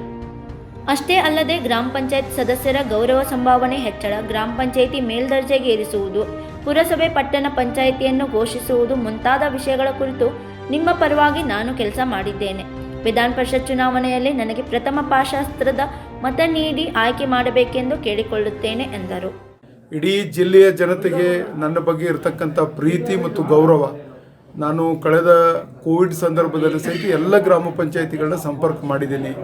ನಿರಂತರವಾಗಿ ಜನರ ಮಧ್ಯದೊಳಗಿರ್ತಕ್ಕಂಥ ನನಗೆ ಸಂಪೂರ್ಣವಾಗಿರ್ತಕ್ಕಂಥ ಬೆಂಬಲ ಇದೆ ಮತ್ತು ಪ್ರತಿ ತಾಲೂಕಿನಲ್ಲಿ, ಪ್ರತಿ ಮಂಡಳಗಳಲ್ಲಿ, ಪ್ರತಿ ಗ್ರಾಮದಲ್ಲಿ ಸಹಿತ ಗ್ರಾಮ ಪಂಚಾಯತ್ ಸದಸ್ಯರು ಮತ್ತು BJP ಬೆಂಬಲಿತ ಅಭ್ಯರ್ಥಿಗಳು ಮತ್ತು BJPಯ ಕಾರ್ಯಕರ್ತರ ತಂಡ ನಾನೇ ಕೌಟಿಗಿಮಠ್, ನಾನೇ BJP ಅಂತಕ್ಕಂಥ ರೀತಿಯಲ್ಲಿ ಇವತ್ತು ಪ್ರಚಾರವನ್ನು ಮಾಡ್ತಾ ಇದ್ದಾರೆ. ದೇಶದಲ್ಲಿ ನಾಯಕತ್ವ, ಮೋದಿಯವರ ನಾಯಕತ್ವ, ರಾಜ್ಯದಲ್ಲಿ ಸನ್ಮಾನ್ಯ ಹಿಂದೆ ಯಡಿಯೂರಪ್ಪನವರು, ಈಗ ಬೊಮ್ಮಾಯಿಯವರು ಮತ್ತು ಜಿಲ್ಲೆಯ ಅನೇಕ ನಮ್ಮೆಲ್ಲ ಪಕ್ಷದ ನಾಯಕರಾಗಿರ್ತಕ್ಕಂಥ ಉಮೇಶ್ ಕತ್ತಿಯವರಾಗಿರ್ಬೋದು, ನಮ್ಮ ಸಂಸತ್ ಸದಸ್ಯರಾಗಿರ್ಬೋದು, ಲಕ್ಷ್ಮಣ್ ಸವದಿ ಅವರು, ಇವರೆಲ್ಲರೂ ಕೂಡಿ ಇವತ್ತು ಜಿಲ್ಲೆಯ ನಾಯಕರು ಇವತ್ತು ಪಕ್ಷದ ಅಭ್ಯರ್ಥಿಯಾಗಿರ್ತಕ್ಕಂಥ ನನಗೆ ಬೆಂಬಲವನ್ನು ಸೂಚಿಸಿದ್ದಾರೆ. ಮೊದಲ ಸುತ್ತಿನಲ್ಲಿಯೇ ಆಯ್ಕೆ ಆಗ್ತೀನಿ ಅಂತಕ್ಕಂಥ ವಿಶ್ವಾಸ ನನಗಿದೆ. ಸರ್, ಕೆಲವು ಮಾಧ್ಯಮಗಳಲ್ಲಿ ಕನೆಕ್ಷನ್ದಾಗ ವಿಡ್ರಾ ಮಾಡ್ಕೊಂಡಾರ ಅನ್ನುವಂಥ ಒಂದು ಸುದ್ದಿ ಬರ್ತಾ ಇದೆ. ತಪ್ಪು ಮಾಹಿತಿ. ನನಗೆ ನಮ್ಮ ಸಹೋದರರಾಗಿರ್ತಕ್ಕಂಥ ಜಗದೀಶ್ ಕೌಟಿಗಿಮಠ್ ಅವರು ಡಮ್ಮಿ ಅಭ್ಯರ್ಥಿ ಅಂತೇಳಿ ಅವರು ಅರ್ಜಿ ಕೊಟ್ಟಿದ್ದರು. ಅವರು ಮತ್ತು ಅಭ್ಯರ್ಥಿಯಿಂದ ಹಿಂದಕ್ಕೆ ಪಡಿಬೇಕಾಗ್ತದೆ, ಅನಿವಾರ್ಯ ಅದು. ಆ ಪ್ರಕಾರ ಅವರು ಕಾನೂನು ರೀತಿ ನಿಯಮ ಪ್ರಕಾರ ಅವರು ಹಿಂಪಡೆದಿದ್ದಾರೆ. ಕೌಟಿಗಿಮಠ್ ಅಂತೇಳಿ ಅದನ್ನು ತಪ್ಪು ಬಿಂಬಿಸ್ತಕ್ಕಂಥ ಕೆಲಸ ದಯವಿಟ್ಟು ಯಾರು ಮಾಡಬಾರ್ದು. ನಾನು ಕಣದಲ್ಲಿದ್ದೇನೆ, BJP ಪಕ್ಷದ ಪರವಾಗಿದ್ದೇನೆ. ಪಕ್ಷಕ್ಕೆ ಅಭೂತಪೂರ್ವವಾಗಿರ್ತಕ್ಕಂಥ ಬೆಂಬಲ ಇಡೀ ಜಿಲ್ಲೆಯಾದ್ಯಂತ ಕಾಣ್ತಾ ಇದೆ. ಈ ಸಂದರ್ಭದಲ್ಲಿ ಮಾಜಿ ಸಚಿವರಾದ ಶಶಿಕಾಂತ್ ನಾಯಕ್, BJP ಚಿಕ್ಕೋಡಿ ಜಿಲ್ಲಾಧ್ಯಕ್ಷರಾದ ಡಾಕ್ಟರ್ ರಾಜೇಶ್ ನೇರ್ಲಿ, ST ಘಟಕದ ಜಿಲ್ಲಾಧ್ಯಕ್ಷರಾದ ಬಸವರಾಜ್ ಹುಂದ್ರಿ, ಹುಕ್ಕೇರಿ ಗ್ರಾಮೀಣ ಸಹಕಾರಿ ಸಂಘದ ಅಧ್ಯಕ್ಷರಾದ ಕಲಗೌಡ ಪಾಟೀಲ್, BJP ಯಮಕನ್ಮಡಿ ಉತ್ತರ ಮಂಡಲ ಅಧ್ಯಕ್ಷರಾದ ಶ್ರೀಶೈಲ್ ಯಮಕನ್ಮಡಿ, BJP ರೈತ ಮೋರ್ಚಾ ಅಧ್ಯಕ್ಷರಾದ ಸಿದ್ದಲಿಂಗ ಸಿದ್ದಗೌಡರ್, ಮಾರುತಿ ಅಷ್ಟಗಿ, ಗ್ರಾಮ ಪಂಚಾಯಿತಿ ಸದಸ್ಯರು ಹಾಗೂ ಎಲ್ಲ ಊರಿನ ಕಾರ್ಯಕರ್ತರು ಉಪಸ್ಥಿತರಿದ್ದರು. ಕುಶಾಬಿ ನಾಗ್ನೂರಿ, ಕನ್ನಡಮ ನ್ಯೂಸ್ ನೆಟ್ವರ್ಕ್, ಹಿಡ್ಕಲ್ದಾಮ್. ಬೆಳಗಾವಿ ಜಿಲ್ಲೆಯ ರಾಯಬಾಗ್ ತಾಲೂಕಿನ ಅಳವಾಡಿ ಗ್ರಾಮದ ಹತ್ತಿರ ಬೆಳಂಬೆಳಗ್ಗೆ ಭಾರೀ ಅನಾಹುತ ತಪ್ಪಿದೆ. ಬೆಳಗಾವಿ ಜಿಲ್ಲೆ ರಾಯಬಾಗ್ ತಾಲೂಕಿನ ಅಳಗಾವಾಡಿ ಗ್ರಾಮದ ಹತ್ತಿರ ಕೊಲ್ಲಾಪುರದ ಖಾಸ್ಬಾ ಬಾವಡ ಕಾರ್ಖಾನೆಯಿಂದ ಸಕ್ಕರೆ ತುಂಬಿಕೊಂಡು ಅಳಗಾವಾಡಿ ಗ್ರಾಮದ ಸಪ್ತಸಾಗರ ಅವರ ಗಾನದ ಮನೆಗೆ 300 ಚೀಲ ಸಕ್ಕರೆಯನ್ನು ಇಳಿಸಲು ಬರುತ್ತಿದ್ದ ಲಾರಿ ಸ್ಟೇರಿಂಗ್ ಜಾಮ್ ಆಗಿ ರಸ್ತೆದ ಪಕ್ಕದಲ್ಲಿರುವ ತೆಗ್ಗಿಗೆ ಬಿದ್ದಿದ್ದು, ಲಾರಿಯಲ್ಲಿ 4 ಜನ ಇದ್ದು ಅವರಿಗೆ ಯಾವುದೇ ರೀತಿಯ ಪ್ರಾಣಹಾನಿಯಾಗಿಲ್ಲ. ಈ ಕುರಿತು ಹಾರುಗೇರಿ ಪೊಲೀಸ್ ಠಾಣೆಯ ವ್ಯಾಪ್ತಿಯಲ್ಲಿ ಈ ಪ್ರಕರಣ ನಡೆದಿದೆ. ಇದೀಗ ಪುಟ್ಟ ವಿರಾಮ. होटल आदर्श पैलेस लजीज खाने के साथ यहाँ है बेहतरीन रूम्स, रहने के लिए स्टैंडर्ड रूम्स और सूट रूम्स, साथ ही साथ मौजूद है कई सारी क्वालिटियों से भरपूर स्टैंडर्ड डिलक्स रूम्स और deluxe suit rooms. Luxurious life का अनुभव लेना है तो एक बार अवश्य भेंट दें। शादी और इतर प्रोग्राम्स के लिए प्लैटिनम हॉल और मिलेनियम हॉल। होटल आदर्श पैलेस, लिंगराज कॉलेज के पास, कॉलेज रोड, बेलगांव।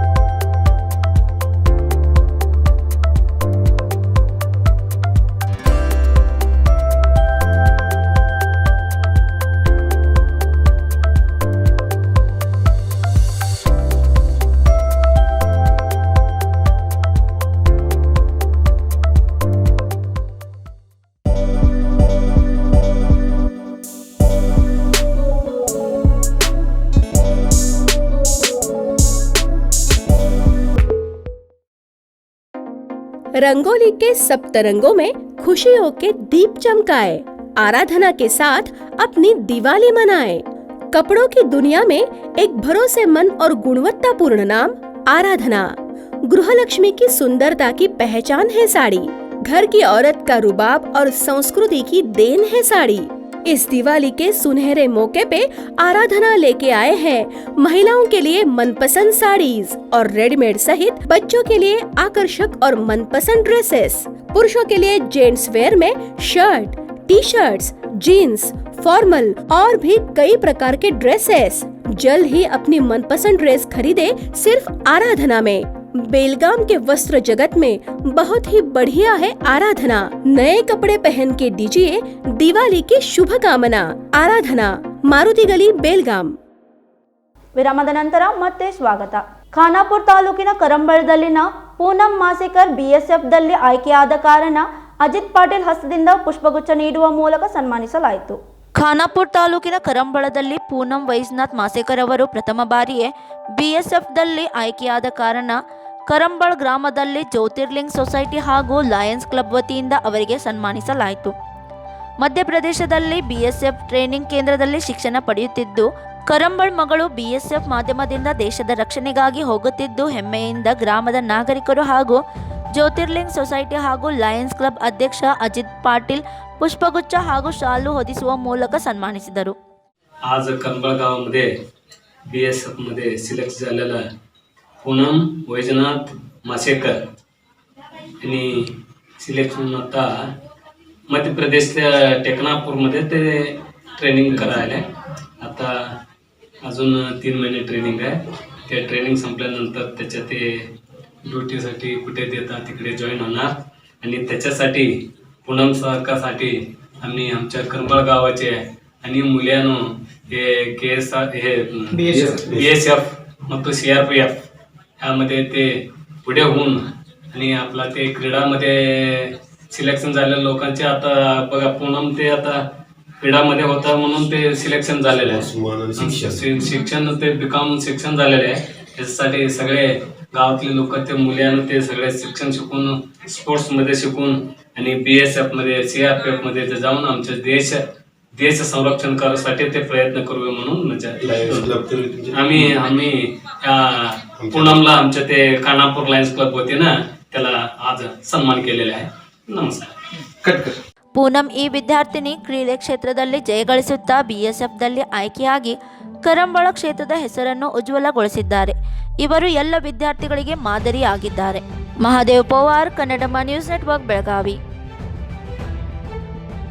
ಬೆಳಗಾವಿ ಕನ್ನಡ ಸಾಹಿತ್ಯ ಭವನದಲ್ಲಿ ಪರಿಶಿಷ್ಟ ಜಾತಿ ಪರಿಶಿಷ್ಟ ವರ್ಗಗಳ ಜಾಗೃತಿ ಸಮಾವೇಶ ಕಾರ್ಯಕ್ರಮ ಜರುಗಿತು. ಪರಿಶಿಷ್ಟ ಜಾತಿ ಮತ್ತು ಪರಿಶಿಷ್ಟ ಪಂಗಡ ಎರಡು ಒಂದಾದರೆ ಮಾತ್ರ ಸಂವಿಧಾನ ಉಳಿಕೆ ಸಾಧ್ಯ. ಈಗಾಗಲೇ 60% ಸಂವಿಧಾನ ತಿದ್ದುಪಡಿ ಆಗಿ ಮೊಕಟುಗೊಳಿಸುತ್ತಾ ಇದ್ದಾರೆ ಎಂದು ಡಾಕ್ಟರ್ BR ಅಂಬೇಡ್ಕರ್ SC/ST ಸಮಾಜ ಸೇವಾ ಸಂಘದ ರಾಜ್ಯ ಉಪಾಧ್ಯಕ್ಷ MM ಪ್ರಕಾಶ್ ಹೇಳಿದರು. ಬೆಳಗಾವಿಯ ಕನ್ನಡ ಸಾಹಿತ್ಯ ಭವನದಲ್ಲಿ ಡಾಕ್ಟರ್ BR ಅಂಬೇಡ್ಕರ್ SC/ST ಸಮಾಜ ಸೇವಾ ಸಂಘ ರಾಜ್ಯ ಸಮಿತಿ ಬೆಂಗಳೂರು ವತಿಯಿಂದ ಭಾರತ ಸಂವಿಧಾನ ದಿನಾಚರಣೆ ನಿಮಿತ್ತ ನಮ್ಮ ನಡೆ ಸಂವಿಧಾನ ಕಡೆ ಎಂಬ ವಾಕ್ಯದೊಂದಿಗೆ ಪರಿಶಿಷ್ಟ ಜಾತಿ ಪರಿಶಿಷ್ಟ ವರ್ಗಗಳ ಜಾಗೃತಿ ಸಮಾವೇಶ ಉದ್ದೇಶಿಸಿ ಅವರು ಮಾತನಾಡಿದರು. ಪ್ರಜಾಸತ್ತಾತ್ಮಕ ಗಣರಾಜ್ಯವನ್ನಾಗಿ ರೂಪಿಸುವುದಕ್ಕಾಗಿ ಭಾರತದ ಎಲ್ಲ ಪ್ರಜೆಗಳಿಗೆ ಸಾಮಾಜಿಕ ಆರ್ಥಿಕ ಮತ್ತು ರಾಜಕೀಯ ನ್ಯಾಯವನ್ನು ವಿಚಾರ ಅಭಿವ್ಯಕ್ತಿ ನಂಬಿಕೆ ಧರ್ಮ ಮತ್ತು ಉಪಾಸನೆಯ ಸ್ವಾತಂತ್ರ್ಯವನ್ನು ದೊರೆಯುವಂತೆ ನಮ್ಮ ಜ್ಞಾನವನ್ನು ಹೆಚ್ಚಿಸಿಕೊಂಡರೆ ಎಲ್ಲ ಕ್ಷೇತ್ರಗಳಲ್ಲಿ ಮುಂದುವರಿಯುತ್ತೇವೆ. ಆರ್ಥಿಕ ಸಾಮಾಜಿಕ ಶೈಕ್ಷಣಿಕ ರಾಜಕೀಯವಾಗಿ ಮುಂದುವರಿದರೆ ಸಮಾನತೆ ಕಾಣಬಹುದು. ಆದ್ದರಿಂದ ನಮ್ಮ ಹಕ್ಕುಗಳನ್ನು ಪಡೆದುಕೊಳ್ಳಲು ಅಂಬೇಡ್ಕರ್ ಅವರ ತತ್ವಗಳನ್ನು ಜೀವನದಲ್ಲಿ ಅಳವಡಿಸಿಕೊಂಡು ಹೋರಾಟವನ್ನು ಮಾಡಬೇಕಾಗಿದೆ. ಒಂದು ವೇಳೆ ನಮ್ಮ ಮೆದುಳಿಗೆ ಕೆಲಸ ಕೊಡದೆ ಹೋದರೆ ನಾವು ಗುಲಾಮಗಿರಿಯಿಂದ ಹೊರಬರಲು ಅಸಾಧ್ಯ. ಆ ಗುಲಾಮಗಿರಿ ಹೋಗಬೇಕಾದರೆ ನಾವು ಎಚ್ಚೆತ್ತುಕೊಳ್ಳಬೇಕು. ಆದ್ದರಿಂದ ಸಹಾಯಕ ಸೌಲಭ್ಯಗಳಿಗಾಗಿ ಹೋರಾಟ ಮಾಡಬೇಕು ಎಂದು ಹೇಳಿದರು. ಹಾಗೆ ಈ ಜಾಗೃತ ಸಮಾಜದಲ್ಲಿ ಮೊಟ್ಟಮೊದಲಿಗೆ ಬೆಳಗಾವಿಯಲ್ಲಿ ಹಾಕೊಳ್ಳಕ್ಕೆ ನಮ್ಮ ಎಲ್ಲ ಸಮಾಜದ ನಾಯಕರಿಗಾಗಿ ಮತ್ತು ಸಮಾಜದ ಎಲ್ಲ ಬಡವರು ವಿಕಲಚೇತನರು ಇವರ ಒಂದು ಶಿರೋಭಿವೃದ್ಧಿಗಾಗಿ ದುಡಿಯಲಿಕ್ಕೆ ನಾವು ಇಂದು ಪಣ ತೊಡ್ತಾ ಇದ್ದೀವಿ. ಇನ್ನೊಂದು ಭಾರತದ ಸಂವಿಧಾನ ದಿನಾಚರಣೆ ಇವತ್ತು ಅಂಗೀಕಾರ ಆಯಿತು. 1949 ನವೆಂಬರ್ 26ರಂದು ಮೊಟ್ಟ ಮೊದಲಿಗೆ ಡಾಕ್ಟರ್ BR ಅಂಬೇಡ್ಕರ್ ಅವರ ನೇತೃತ್ವದಲ್ಲಿ ಅಧ್ಯಕ್ಷತೆಯಲ್ಲಿ ಏನು ಮಾಡಲಿಕ್ಕೆ ಶುರು ಮಾಡಿದ್ರು. ಆದರೆ ನಿಜವಾದ ಭಾರತ ಸಂವಿಧಾನ ದಿನಾಚರಣೆ ನಾವು ಇವತ್ತು ಆಚರಣೆ ಮಾಡ್ತಾ ಇದ್ದೀವಿ. ಅದಕ್ಕೆ ಎಲ್ಲರಿಗೂ ಈ ಒಂದು ಕಾರ್ಯಕ್ರಮ ಬಂದದಕ್ಕಾಗಿ ಧನ್ಯವಾದ ನಡೆಸುತ್ತಾ ಎಲ್ಲ ಸ್ವಾಮೀಜಿ ಮತ್ತು ಎಲ್ಲ ನಮ್ಮ ಅತಿಥಿಗಳ ಮಹೋದಯರು ಎಲ್ಲರಿಗೂ ಧನ್ಯವಾದಗಳನ್ನು ಅರ್ಪಿಸುತ್ತಾ 2 ಮಾತುಗಳನ್ನ ಈ ಒಂದು ಕಾರ್ಯಕ್ರಮದಲ್ಲಿ ಮುಗಿಸ್ತಾ ಇದ್ದೇನೆ. ಜೈ ಭೀಮ್, ಜೈ ಮಾದಿಗ, ಬುದ್ಧ ಬಸವ ಅಂಬೇಡ್ಕರ್. ದಿವ್ಯ ಸಾನ್ನಿಧ್ಯ ವಹಿಸಿ ಮಾತನಾಡಿದ ಪರಂಪೂಜ್ಯ ಶ್ರೀ ಮನಿ ಪ್ರಗುರುಸಿದ್ಧ ಮಹಾಸ್ವಾಮಿಗಳು ಅವರು ಸಂವಿಧಾನ ಇಲ್ಲದಿದ್ದರೆ ದೇಶವನ್ನು ನಡೆಸುವುದಕ್ಕೆ ಆಗುತ್ತಿರಲಿಲ್ಲ ಮತ್ತು ಎಲೆಕ್ಷನ್ ಅನ್ನೋದೇ ಇರುತ್ತಿರಲಿಲ್ಲ. ಆದ್ದರಿಂದ ನವೆಂಬರ್ 26ರ ದಿನ ನೆನಪಿಡಬೇಕಾದ ದಿವಸ ಇದೆ. ಸಂವಿಧಾನ ರಚನೆಯಾದ ದಿನವನ್ನು ನೆನಪು ಇಟ್ಟುಕೊಂಡರೆ ಮಾತ್ರ ಸಾರ್ಥಕತೆಯಾಗುತ್ತದೆ ಎಂದು ಅಭಿಪ್ರಾಯಪಟ್ಟರು. ಇವ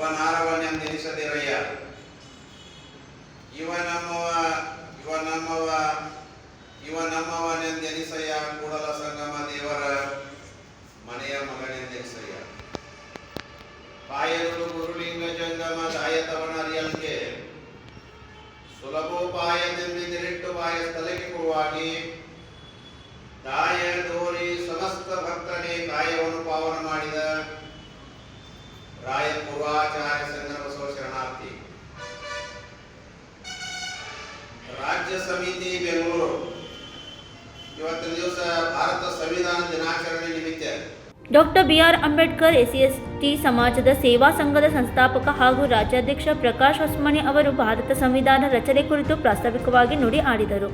ಬ್ಲಾಕ್ ಕಾಂಗ್ರೆಸ್ ಸಮಿತಿ ಕುಕ್ಕೇರಿ ತಾಲೂಕಾಧ್ಯಕ್ಷ ಅಶೋಕ್ ಅಂಕಲ್ಗಿ, ಕಮಾಸಂ ರಾಜ್ಯಾಧ್ಯಕ್ಷೆ ಪ್ರೇಮಾ ಕಲಕೇರಿ, ಸಮಾಜ ಸೇವಕ ಅಶೋಕ್ ಚೌಗುಲಾ, ವಾಯು ಸಂ ಅಧ್ಯಕ್ಷ SM Naik, ST block Congress ಅಧ್ಯಕ್ಷ ಬಸವರಾಜ್ ದಮ್ಮನಾಯಿಕ್, ಗ್ರಾಲೆ ಪ್ರಕಾಶ್ ನಾಯಿಕ್, ಹಿರಿಯ ನ್ಯಾಯವಾದಿ ರವಿ ಶಾಸ್ತ್ರಿ, ಭೀಮಪುತ್ರ ಸಂತೋಷ್, ಸಂಗಪ್ಪ ಬಾವಿಮನಿ, LB ಪೂಜಾರಿ, ಮಹಾವೀರ್ ತೆಗಡಿ, ಪರಶುರಾಮ್ ಮಾದರ್, ಮಂಜುನಾಥ್ ಹರಿಜನ್, ಪ್ರಕಾಶ್ ಕೆಳಗೆರೆ ಉಪಸ್ಥಿತರಿದ್ದರು. Vishwanath Desai, Kannadamma news network, Belagavi. Saint Francis Xavier's ಅವರ ವಾರ್ಷಿಕ ಹಬ್ಬವನ್ನು ಡಿಸೆಂಬರ್ 3ರಿಂದ ಆಚರಿಸಲಾಗುತ್ತಿದ್ದು, ನಮ್ಮ ವರದಿಗಾರರು ಸಮೀಕ್ಷೆಯನ್ನು ನಡೆಸಿದ್ದಾರೆ. ನಮ್ಮ ವರದಿಗಾರರಾದ ಫಜ್ಲು ಟೋನ್ಸೆ ಅವರು ಓಲ್ಡ್ ಗೋವಾದಲ್ಲಿನ ಸುತ್ತಮುತ್ತಲಿನ ಎಲ್ಲ ಪ್ರದೇಶಗಳಲ್ಲಿ ಸಮೀಕ್ಷೆ ನಡೆಸಿದರು. ಸೇಂಟ್ ಫ್ರಾನ್ಸಿಸ್ ಝೇವಿಯರ್ಸ್ ಅವರ ವಾರ್ಷಿಕ ಹಬ್ಬವನ್ನು ಡಿಸೆಂಬರ್ 3ರಂದು ಆಚರಿಸಲಾಗುತ್ತದೆ. ಬುಧವಾರ ಮತ್ತು ಭಾನುವಾರ ಹೊರತುಪಡಿಸಿ ಈ 2 ದಿನಗಳು ಅತ್ಯಂತ ಅಶುಭವೆಂದು ಪರಿಗಣಿಸಲಾಗಿದೆ. ಹಬ್ಬದ ದಿನಾಂಕ ಮೊದಲು 9 ದಿನಗಳ ನೊವೆನಾಸ್ಗಳನ್ನು ಪ್ರತಿದಿನ ವಿವಿಧ ಸಮಯದಲ್ಲಿ ಆಯೋಜಿಸಲಾಗುತ್ತದೆ. ಇದಲ್ಲದೆ ಅವರು ವಿವಿಧ ಸ್ವರೂಪ ವ್ಯಾಪಾರವನ್ನು ನಡೆಸುತ್ತಿರುವ ಸ್ಟಾಲ್ ಮಾರಾಟಗಾರರ ಒಟ್ಟಾರೆ ಕಾರ್ಯನಿರ್ವಹಣೆಯನ್ನು ಮೇಲ್ವಿಚಾರಣೆ ಮತ್ತು ನಿಯಂತ್ರಿಸುವಲ್ಲಿ ಸಂಚಾರ ಮತ್ತು ಪೊಲೀಸ್ ಸಿಬ್ಬಂದಿ ನಿರ್ವಹಿಸಿದ ಕರ್ತವ್ಯಗಳನ್ನು ಅವರು ಮೆಚ್ಚುಗೆ ವ್ಯಕ್ತಪಡಿಸಿದರು. Right now I am in Old Goa, where the Novenas has been commenced on 24. Now we can see that all the police has been deployed here, traffic has been deployed, and they are doing their best duties by controlling and monitoring the traffic. When we see, you can look at this here, the stalls which have been built here. So the people of Old Goa has been earning, and over the tourists, we can see the tourists and the devotees. So my main aim is to say is that कि traffic control करना, it was unsuccessful, but they made it successful. The police and the department, traffic department made it successful. They have really, and I appreciate them that they have done their best duties. Apart from that, what the Panchayat had done with the Shaina NC Bungalow, they are the failure. The Panchayat has failed to deliver their duties. लोकांना त्रासान घालून तेंच्यानी उडयलें. In the World Heritage Site, there was some illegal constructions. ನಂತರ ಅವರು old Goa ಗ್ರಾಮ ಪಂಚಾಯಿತಿ ಕಡೆ ನಮ್ಮ ಗಮನವನ್ನು ಸೆಳೆದರು. ಅವರು ಹೇಳಿದ ಸ್ಥಳೀಯ ಆಡಳಿತ ವ್ಯಾಪ್ತಿಯಲ್ಲಿ ಬಂಗಲೆಯನ್ನು ನಿರ್ಮಿಸಿದ ಶೈನಾ ಎಂಬ ಮಹಿಳೆಗೆ ಅವರು ಚೆನ್ನಾಗಿ ತಿಳಿದಿದ್ದಾರೆ ಮತ್ತು ಹೆರಿಟೇಜ್ ನಿಯಮಗಳನ್ನು ಚೆನ್ನಾಗಿ ತಿಳಿಸಿದ್ದಾರೆ. ನಿರಂತರ ಪ್ರತಿಭಟನೆಯ ಹೊರತಾಗಿಯೂ ಈಗ ಸರ್ಪಂಚ್ ಮತ್ತು ಇತರ ಸದಸ್ಯರ ಪ್ರತಿಕ್ರಿಯೆ ಮತ್ತು ಪ್ರಕ್ರಿಯೆಯು ಜಾರಿಗೆಯಲ್ಲಿರುವ ನಿಯಮಗಳನ್ನು ಸಂಪೂರ್ಣವಾಗಿ ಉಲ್ಲಂಘಿಸಿ ನಿರ್ಮಿಸಲಾದ ಶೈನಾ ಬಂಗಲೆಯನ್ನು ಭಾಗಂಶ ರಕ್ಷಿಸುತ್ತಿದೆ. ಎಲ್ಲ ಪಂಚಾಯತ್ ಸದಸ್ಯರು ಒಟ್ಟಾಗಿ ಪಿತೂರಿ ನಡೆಸಿ ಸಾಮೂಹಿಕ ನಿರ್ಣಯವನ್ನು ಕೈಗೊಂಡು ಸರ್ವಾನುಮತದ ನಿರ್ಣಯವನ್ನು ಅಂಗೀಕರಿಸಿದರು ಮತ್ತು ಆ ಮೂಲಕ ಬಂಗ್ಲೆಯನ್ನು ಪ್ರಾರಂಭಿಸಲು ತಮ್ಮ ಎನ್ಒಸಿಯನ್ನು ನೀಡಿದರು. ಇದು ಕಾನೂನು ಮತ್ತು ನೆಲದ ಕಾನೂನಿನ ದೃಷ್ಟಿಯಲ್ಲಿ ಅನುಮತಿಸುವುದಿಲ್ಲ. ನಿರ್ಣಯಕ್ಕೆ ಪರವಾನಗಿ ನೀಡುವಲ್ಲಿ ಅಳವಡಿಸಿಕೊಂಡ ಇಂಥ ಕ್ರಮಗಳು ಮತ್ತು ಉಪಕ್ರಮಗಳನ್ನು ಪ್ರಪಂಚದಾದ್ಯಂತ ಚಳುವಳಿಗಾರರು ಮತ್ತು ಬೆಂಬಲಿಗರು ಖಂಡಿಸಿದ್ದಾರೆ. ಅಕ್ರಮ ಸಂತೃಪ್ತಿಗಾಗಿ ಈ ರೀತಿ ಮಾಡಲಾಗಿದೆ ಎಂಬ ಊಹಾಪೋಹಗಳು ಜನರಲ್ಲಿ ಮೂಡಿದ್ದರಿಂದ ಈ ಪಂಚಾಯಿತಿ ಗೋವಾದ ಹೆಸರು ಮತ್ತು ಹೆಸರನ್ನು ಹಾಳು ಮಾಡುತ್ತಿದೆ. ಫಜ್ಲುರ್ ಟೋನ್ಸೆ, ಕನ್ನಡಮ್ಮ ನ್ಯೂಸ್ ನೆಟ್ವರ್ಕ್, ಗೋವಾ. ಖಾನಾಪುರ ತಾಲೂಕಿನ ಕನ್ಕುಂಬಿ ಚೌಲಾದಲ್ಲಿ 30 ಕಿಲೋಮೀಟರ್ಗೂ ಹೆಚ್ಚು ಉದ್ದದ ರಸ್ತೆ ಹದಗೆಟ್ಟಿದ್ದು ರಸ್ತೆ ದುರಸ್ತಿಗೆ ಪ್ರವಾಸಿಗರು ಆಗ್ರಹಿಸುತ್ತಿದ್ದಾರೆ. ಖಾನಾಪುರ ತಾಲೂಕಿನ ಕನ್ಕುಂಬಿ ಚೌಲಾದಲ್ಲಿ 30 ಕಿಲೋಮೀಟರ್ಗೂ ಹೆಚ್ಚು ಉದ್ದದ ರಸ್ತೆ ಹದಗೆಟ್ಟಿದೆ. ಇದನ್ನು ಜನಪ್ರತಿನಿಧಿಗಳು ಹಾಗೂ ಸಂಬಂಧಿಸಿದ ಇಲಾಖೆ ಸಂಪೂರ್ಣ ನಿರ್ಲಕ್ಷಿಸಿದೆ. ಹೀಗಾಗಿ ಖಾನಾಪುರ ಜಾಂಬೋಟಿ ಕನ್ಕುಂಬಿ ಚೌಲಾ ಮಾರ್ಗವಾಗಿ ಸಂಚರಿಸುವ ಪ್ರಯಾಣಿಕರು ಗುಂಡಿಯನ್ನು ಎದುರಿಸಬೇಕಾಗುತ್ತಿದೆ. ಈ ರಸ್ತೆಯಲ್ಲಿ ಬೃಹತ್ ಗುಂಡಿಗಳಿವೆ. ಕಳೆದ ಹಲವು ವರ್ಷಗಳಿಂದ ಗುಂಡಿಗಳು ತುಂಬಿಲ್ಲ. ಆದ್ದರಿಂದ ವಾಹನ ಚಾಲಕರು ಚಾಲನೆ ಮಾಡುವಾಗ ತುಂಬ ತೊಂದರೆ ಅನುಭವಿಸುತ್ತಿದ್ದಾರೆ. ಗುಂಡಿಗಳನ್ನು ತಪ್ಪಿಸುವ ಪ್ರಯತ್ನಗಳು ಅಪಘಾತಗಳಿಗೆ ಕಾರಣವಾಗಬಹುದು. ಕಾಡಿನಲ್ಲಿ ಹಾದು ಹೋದರೆ ಒಂದೆಡೆ ಪ್ರಾಣಿಗಳ ಭಯ, ಇನ್ನೊಂದೆಡೆ ಹೆದ್ದಾರಿಯಲ್ಲಿ ಗುಂಡಿಗಳ ಸಾಮ್ರಾಜ್ಯ. ಹೀಗಾಗಿ ಈ ಹೆದ್ದಾರಿಯಲ್ಲಿ ಕಾವಲುಗಾರ ಇದ್ದಾನೋ ಇಲ್ಲವೋ ಅಂದಂತಾಗಿದೆ.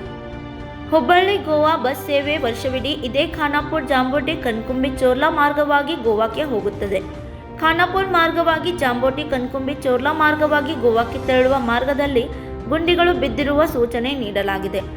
ರಸ್ತೆ ಗುಂಡಿಗಳನ್ನು ಎದುರು ನೋಡದೆ ವೇಗವಾಗಿ ವಾಹನ ಚಾಲಕರು ಹೋಗುವುದರಿಂದ ಗುಂಡಿಗಳಿಂದ ಅಪಘಾತಗಳು ಆಗಾಗ ಸಂಭವಿಸುತ್ತಿವೆ. ಈ ಹಾದಿಯಲ್ಲಿ ಹಲವಾರು ಬಿದ್ದಿದ್ದಾರೆ. ಆದರೆ ತಾಲೂಕು ಪ್ರತಿನಿಧಿ, ಸಂಬಂಧಪಟ್ಟ ಇಲಾಖೆ ಇದರ ಬಗ್ಗೆ ಕಾಳಜಿಯೇ ಇಲ್ಲ. ಗುಂಡಿಗಳಿಂದ ಅನೇಕ ಜೀವಿಗಳು ಬಲಿಯಾಗುತ್ತಿವೆ. ಜನಪ್ರತಿನಿಧಿಗಳು ಶೀಘ್ರ ಇತ್ತ ಗಮನ ಹರಿಸಲಿ ಎಂಬ ಆಗ್ರಹ ಖಾನಾಪುರ ಜಾಂಬೋಟಿ ಕನ್ಕುಂಬಿ ಚೋರ್ಲಾ ಮಾರ್ಗವಾಗಿ ಸಂಚರಿಸುವ ಪ್ರಯಾಣಿಕರಿಂದ ವ್ಯಕ್ತವಾಗುತ್ತಿದೆ. Suhas Patil, Kannadamma news network, Khanapur. ಇದೀಗ ಪುಟ್ಟ ವಿರಾಮ.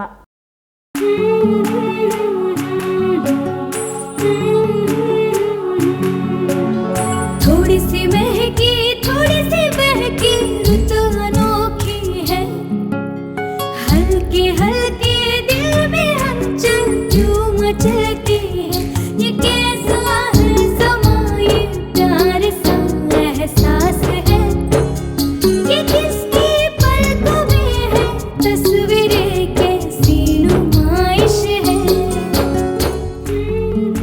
आराधना, मारुति गली, बेळगाव. वस्त्रों का संगम, सुंदर सलोना, मन भाई आराधना.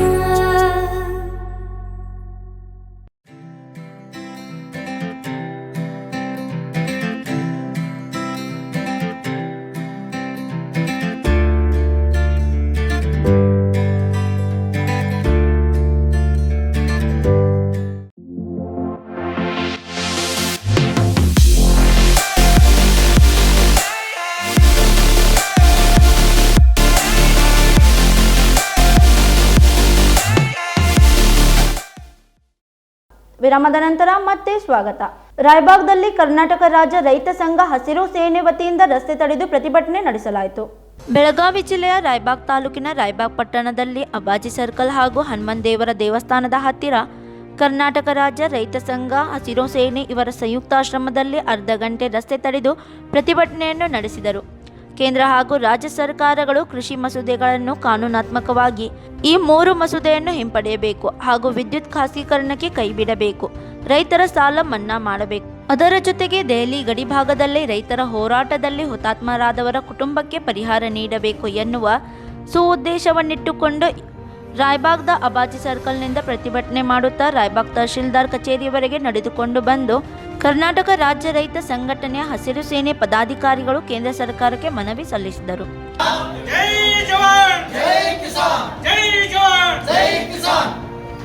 ಚಂದ್ರಶೇಖರ ರಾಜ್ಯಾಧ್ಯಕ್ಷರಿಗೆ ಎಲ್ಲಿ ತನಕ ಹೋರಾಟ, ಜೈ ಜವಾನ್, ಜೈ ಜವಾನ್, ಜೈ ಕಿಸಾನ್. ಈ ಸಂದರ್ಭದಲ್ಲಿ ಗುರುನಾಥ್ ಹೆಗಡೆ, ಜಿಲ್ಲಾ ಸಂಚಾಲಕ ರಮೇಶ್ ಮಾಡಿ, ತಾಲೂಕಾ ಸಂಚಾಲಕರು ಗಜಾನನ್ ಕೋಕಾಟೆ, ಅನಿಲ್ ಮಾಳಿ ಸೇರಿದಂತೆ ಇನ್ನಿತರು ಹಲವಾರು ರೈತರು ಮುಖಂಡರು ಈ ಸಂದರ್ಭದಲ್ಲಿ ಉಪಸ್ಥಿತರಿದ್ದರು. Yallappa Mabanur, Kannadamma news network, Raybag. ಗೋವಾದ ರಾಜಧಾನಿ ಪಂಜಿ ಹೃದಯ ಭಾಗದಲ್ಲಿರುವ international film festival of India ಎಂಬ ಸ್ಥಳದಲ್ಲಿ ರಾತ್ರಿ ಸಮಯದಲ್ಲಿ ಕೊರೋನಾ ನಿಯಮಗಳ ಉಲ್ಲಂಘನೆ ಮಾಡಲಾಗುತ್ತಿದೆ. ಗೋವಾದ ರಾಜಧಾನಿ ಪಂಜಿ ಹೃದಯ ಭಾಗದಲ್ಲಿರುವ international film festival of India ಸ್ಥಳದ ಬಳಿ ರಾತ್ರಿ ಸಮಯದಲ್ಲಿ ಸಾಂಕ್ರಾಮಿಕ ರೋಗ ಕೋವಿಡ್-19ರ ಪ್ರೋಟೋಕಾಲ್ಗಳ ಪಾಲನೆ ಮಾಡದೆ ಉಲ್ಲಂಘನೆ ಮಾಡುತ್ತಿರುವುದನ್ನು ನೋಡುವುದು ತುಂಬಾ ನಾಚಿಕೆಗರ ಸಂಗತಿಯಾಗಿದೆ. ಗೋವಾ ಸರ್ಕಾರ ಅತ್ಯಂತ ಅಪಾಯಕಾರಿ ಮತ್ತು ಗುಣಪಡಿಸಲಾಗದ ವೈರಸ್ ಕಾಯಿಲೆಯಿಂದ ಜೀವಕ್ಕೆ ತೊಂದರೆಯಾಗದಂತೆ ಜನರನ್ನು ರಕ್ಷಿಸಲು ಅಗತ್ಯ ಮುನ್ನೆಚ್ಚರಿಕೆಯ ಕ್ರಮಗಳನ್ನು ತೆಗೆದುಕೊಳ್ಳುವ ಬದಲು ಅಲಂಕಾರ, ದೀಪಾಲಂಕಾರ, ಜನಪದ ನೃತ್ಯಗಳು ಆಯೋಜಿಸಲು ಮತ್ತು ಸಾಂಸ್ಕೃತಿಕ ಮತ್ತು ಇತರ ಕಾರ್ಯಕ್ರಮಗಳಿಗೆ ನಿರ್ದಯವಾಗಿ ಹಣವನ್ನು ಸುರಿದಿದೆ. ಗೋವಾ ಸರ್ಕಾರ ವಿವಿಧ ಮನೋರಂಜನಾ ಕಾರ್ಯಕ್ರಮಗಳಿಗೆ ಹೆಚ್ಚಿನ ಹಣವನ್ನು ಖರ್ಚು ಮಾಡಿದೆ. ಅಲ್ಲಿ ಪ್ರಸ್ತುತ ಸಂಕಷ್ಟದ ಪರಿಸ್ಥಿತಿಯಲ್ಲಿ ಅನಗತ್ಯ ಸರ್ಕಾರವು ತಮ್ಮ ಹಣಕಾಸಿನ ಖಜಾನೆಯನ್ನು ಪೀಡಿತ ಅಗತ್ಯಗಳು, ಕಲ್ಯಾಣ ಮತ್ತು ಪ್ರಯೋಜನಗಳ ಕಡೆ ಹೂಡಿಕೆ ಮಾಡಬೇಕು. ಆದರೆ ಇದನ್ನು ಮಾಡಲಾಗಿಲ್ಲ ಎಂದು ಅರ್ಥ ಮಾಡಿಕೊಳ್ಳುವುದು ತುಂಬಾ ನಿರಾಶಾಕರವಾಗಿದೆ. ಜನರ ಚಲನವಲನಗಳ ಮೇಲೆ ನಿಗಾ ಇಡಲು ಯಾವುದೇ ಪೊಲೀಸ್ ಸಿಬ್ಬಂದಿ ಹಾಜರಿಲ್ಲ ಎಂದು ನಮ್ಮ ವರದಿಗಾರರು ಮಾಹಿತಿ ನೀಡಿದ್ದಾರೆ. ಗೋವಾ ಸರ್ಕಾರ ಪ್ರಜಾಪ್ರಭುತ್ವಗಳನ್ನು ಲಘುವಾಗಿ ತೆಗೆದುಕೊಂಡಿದೆ ಮತ್ತು ಅದರ ತತ್ವಗಳು, ನೀತಿಗಳನ್ನು ಕೊಲೆ ಮಾಡಿದೆ. ಇದು ಭಾರತದ ಇಂಟರ್ನ್ಯಾಷನಲ್ ಫಿಲ್ಮ್ ಫೆಸ್ಟಿವಲ್ ಅಲ್ಲ, ಆದರೆ ಆಡಳಿತದಿಂದ ಇದನ್ನು ನಿಸ್ಸಂದೇಹವಾಗಿ ಭಾರತದ ಇಂಟರ್ನ್ಯಾಷನಲ್ ಫಿಲ್ಮ್ ಫೆಸ್ಟಿವಲ್ ಎಂದು ಕರೆಯಲಾಗುತ್ತಿದೆ. ಫಜ್ಲು ಟೋನ್ಸೆ, ಕನ್ನಡಮ ನ್ಯೂಸ್ ನೆಟ್ವರ್ಕ್, ಬೆಳಗಾವಿ. ರಾಯಬಾಗ್ ತಾಲೂಕಿನ ಹಾರುಗೇರಿ ಪಟ್ಟಣದ ಸಮಾಜ ಕಲ್ಯಾಣ ಇಲಾಖೆಯ ಸಹಕಾರಿ ಮ್ಯಾಟ್ರಿಕ್ ನಂತರದ ವಸತಿ ನಿಲಯದಲ್ಲಿ ಸಮಸ್ಯೆಗಳ ವಿರುದ್ಧ ವಿದ್ಯಾರ್ಥಿಗಳು ಪ್ರತಿಭಟನೆ ನಡೆಸಿದ್ದಾರೆ. ರಾಯಬಾಗ್ ತಾಲೂಕಿನ ಹಾರುಗೇರಿ ಪಟ್ಟಣದ ಸಮಾಜ ಕಲ್ಯಾಣ ಇಲಾಖೆ ಸರ್ಕಾರಿ ಮ್ಯಾಟ್ರಿಕ್ ನಂತರದ ಬಾಲಕರ ವಸತಿ ನಿಲಯದಲ್ಲಿಯ ಸಮಸ್ಯೆಗಳ ವಿರುದ್ಧ ವಿದ್ಯಾರ್ಥಿಗಳು ಪ್ರತಿಭಟನೆ ನಡೆಸಿದರು. ಮೊದಲ 2 ವರ್ಷಗಳ ಕಾಲ ಕೊರೋನಾದಿಂದ ಕೆಂಗಟ್ಟ ವಿದ್ಯಾರ್ಥಿಗಳ ಭವಿಷ್ಯ ಈಗ ವಸತಿ ನಿಲಯದಲ್ಲಿಯ ಸಮಸ್ಯೆಗಳಿಂದ ವಿದ್ಯಾರ್ಥಿಗಳ ವಿದ್ಯಾಭ್ಯಾಸ ಅಧೋಗತಿಗೆ ಹೋಗಿದೆ. ನವೆಂಬರ್ 26ರಂದು ವಿದ್ಯಾರ್ಥಿಗಳು ಸಂವಿಧಾನ ಸಮರ್ಪಣಾ ದಿನದಂದು ಸಂವಿಧಾನ ವಿರೋಧ ಧೋರಣೆ ಅನುಸರಿಸುತ್ತಿರುವ ಹಾಗೂ ಸಮಸ್ಯೆಗಳನ್ನು ಆಲಿಸಿದ ರಾಯಬಾಗ್ ತಾಲೂಕು ಸಮಾಜ ಕಲ್ಯಾಣಾಧಿಕಾರಿ ಪರಶುರಾಮ್ ಪತ್ತಾರ್ ಹಾಗೂ ವಾರ್ಡನ್ ಶಿವಾನಂದ್ ಅಂಗಡಿ ವಿರುದ್ಧ ಧಿಕ್ಕಾರ ಕೂಗುತ್ತಾ ಪ್ರತಿಭಟನೆ ನಡೆಸಿದರು. ಕೇವಲ 13 ಕೋಣೆಗಳನ್ನು ಒಳಗೊಂಡ ಬಾಡಿಗೆ ಕಟ್ಟಡ ಹೊಂದಿದೆ. ವಸತಿ ನಿಲಯಕ್ಕೆ ಸುಮಾರು 70ಕ್ಕೂ ಅಧಿಕ ವಿದ್ಯಾರ್ಥಿಗಳು ಪ್ರವೇಶ ಪಡೆದಿದ್ದಾರೆ. ಶುದ್ಧ ಕುಡಿಯುವ ನೀರು ಇಲ್ಲದ ಅಷ್ಟು ವಿದ್ಯಾರ್ಥಿಗಳಿಗೆ ಬೆಳಕಿನ ವ್ಯವಸ್ಥೆ ಹಾಗೂ ನೀರಿನ ನಳಗಳು ಇಲ್ಲ. ಸ್ವಚ್ಛತೆ ಇಲ್ಲಿ ಮರೀಚಿಕೆಯಾದಂತಾಗಿದೆ. ಕೇವಲ 4 ಸ್ನಾನಗೃಹ ಹಾಗೂ 4 ಶೌಚಾಲಯಗಳಿವೆ. ವಸತಿ ನಿಲಯದ ವಿದ್ಯಾರ್ಥಿಗಳಿಗೆ ಪೌಷ್ಟಿಕಾಂಶಯುಕ್ತ ಆಹಾರ ನೀಡುತ್ತಿಲ್ಲ. ಬೇಕಾಬಿಟ್ಟಿ ಕೊಳೆತ ಹಾಗೂ ಕಳಪೆ ಗುಣಮಟ್ಟದ ತರಕಾರಿ ಅತಿ ಕಡಿಮೆ ಬೆಲೆಗೆ ತಂದು ಕೊಳಚೆ ವಾಸನೆ ನಡುವೆ ಅಡುಗೆ ಮಾಡಿ ನೀಡುತ್ತಾರೆ. ಅದನ್ನು ಊಟ ಮಾಡುವ ಪರಿಸ್ಥಿತಿ ವಿದ್ಯಾರ್ಥಿಗಳಾಗಿದೆ. ವಸತಿ ನಿಲಯದಲ್ಲಿ ಆಗುತ್ತಿರುವ ಸಮಸ್ಯೆಗಳ ಕುರಿತು ಮಾತನಾಡಿದರೆ ನಿಮ್ಮ ಪ್ರವೇಶ ರದ್ದು ಮಾಡುತ್ತೇವೆ, ನೀವು ಎಲ್ಲಿ ಬೇಕಾದರೂ ಹೋಗಿ ಎಂದು ಬಾಯಿಗೆ ಬಂದಂತೆ ಮಾತನಾಡಿ ವಿದ್ಯಾರ್ಥಿಗಳ ಧ್ವನಿ ಹತ್ತಿಕ್ಕುವ ಪ್ರಯತ್ನ ಮಾಡುತ್ತಿದ್ದಾರೆ ಎಂದು ಹಾಸ್ಟೆಲ್ ವಿದ್ಯಾರ್ಥಿ ಶಿವಕುಮಾರ್ ಪಾಟೀಲ್ ಹಾಗೂ ಇತರರು ತಮ್ಮ ಅಳಲನ್ನು ತೋಡಿಕೊಂಡರು. ಬಾಂಗ್ ವಿಸಿಟ್ ಕೊಡ್ತಂದಾರಿ ಇವತ್ತು ಹೋರಾಟ ಮಾಡತ್ತೇವೆ ಬಂದಾರ ಅವ್ರು ಅದಕ್ಕೂ ಬರ್ತಾ ಇದೆ.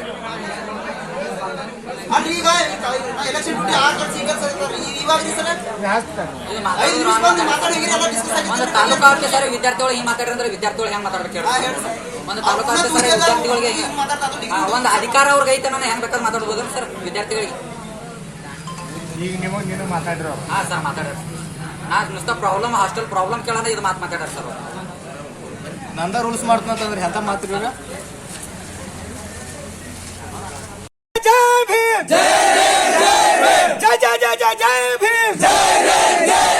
ಈ ದೇಶದ ಸಂವಿಧಾನಕ್ಕೆ ಈ ದೇಶದ ಸಂವಿಧಾನಕ್ಕೆ ಈ ದೇಶದ ಸಂವಿಧಾನಕ್ಕೆ ಈ ದೇಶದ ಸಂವಿಧಾನಕ್ಕೆ ಸಂವಿಧಾನ ವಿರೋಧಿಗಳಿಗೆ ಸಂವಿಧಾನ ವಿರೋಧಿಗಳಿಗೆ ಜೈ ಭೀಮ್. ಮೊದಲಿಗೆ ಎಲ್ಲ ವಿದ್ಯಾರ್ಥಿಗಳಿಗೆ ಸಂವಿಧಾನ ದಿನಾಚರಣೆಯ ಶುಭಾಶಯಗಳು. ಈ ಸಂವಿಧಾನದ ದಿನಾಚರಣೆಯ ನಿಮಿತ್ತವಾಗಿ ಈ ದೇಶದ ಪ್ರಧಾನಮಂತ್ರಿಗಳು ಮಾನ್ಯ ನರೇಂದ್ರ ಮೋದಿ ಸಂವಿಧಾನ ದಿನಾಚರಣೆಯನ್ನ ನವೆಂಬರ್ 26ಕ್ಕೆ ಸಂವಿಧಾನ ದಿನಾಚರಣೆ ಆಚರಣೆ ಮಾಡಬೇಕು.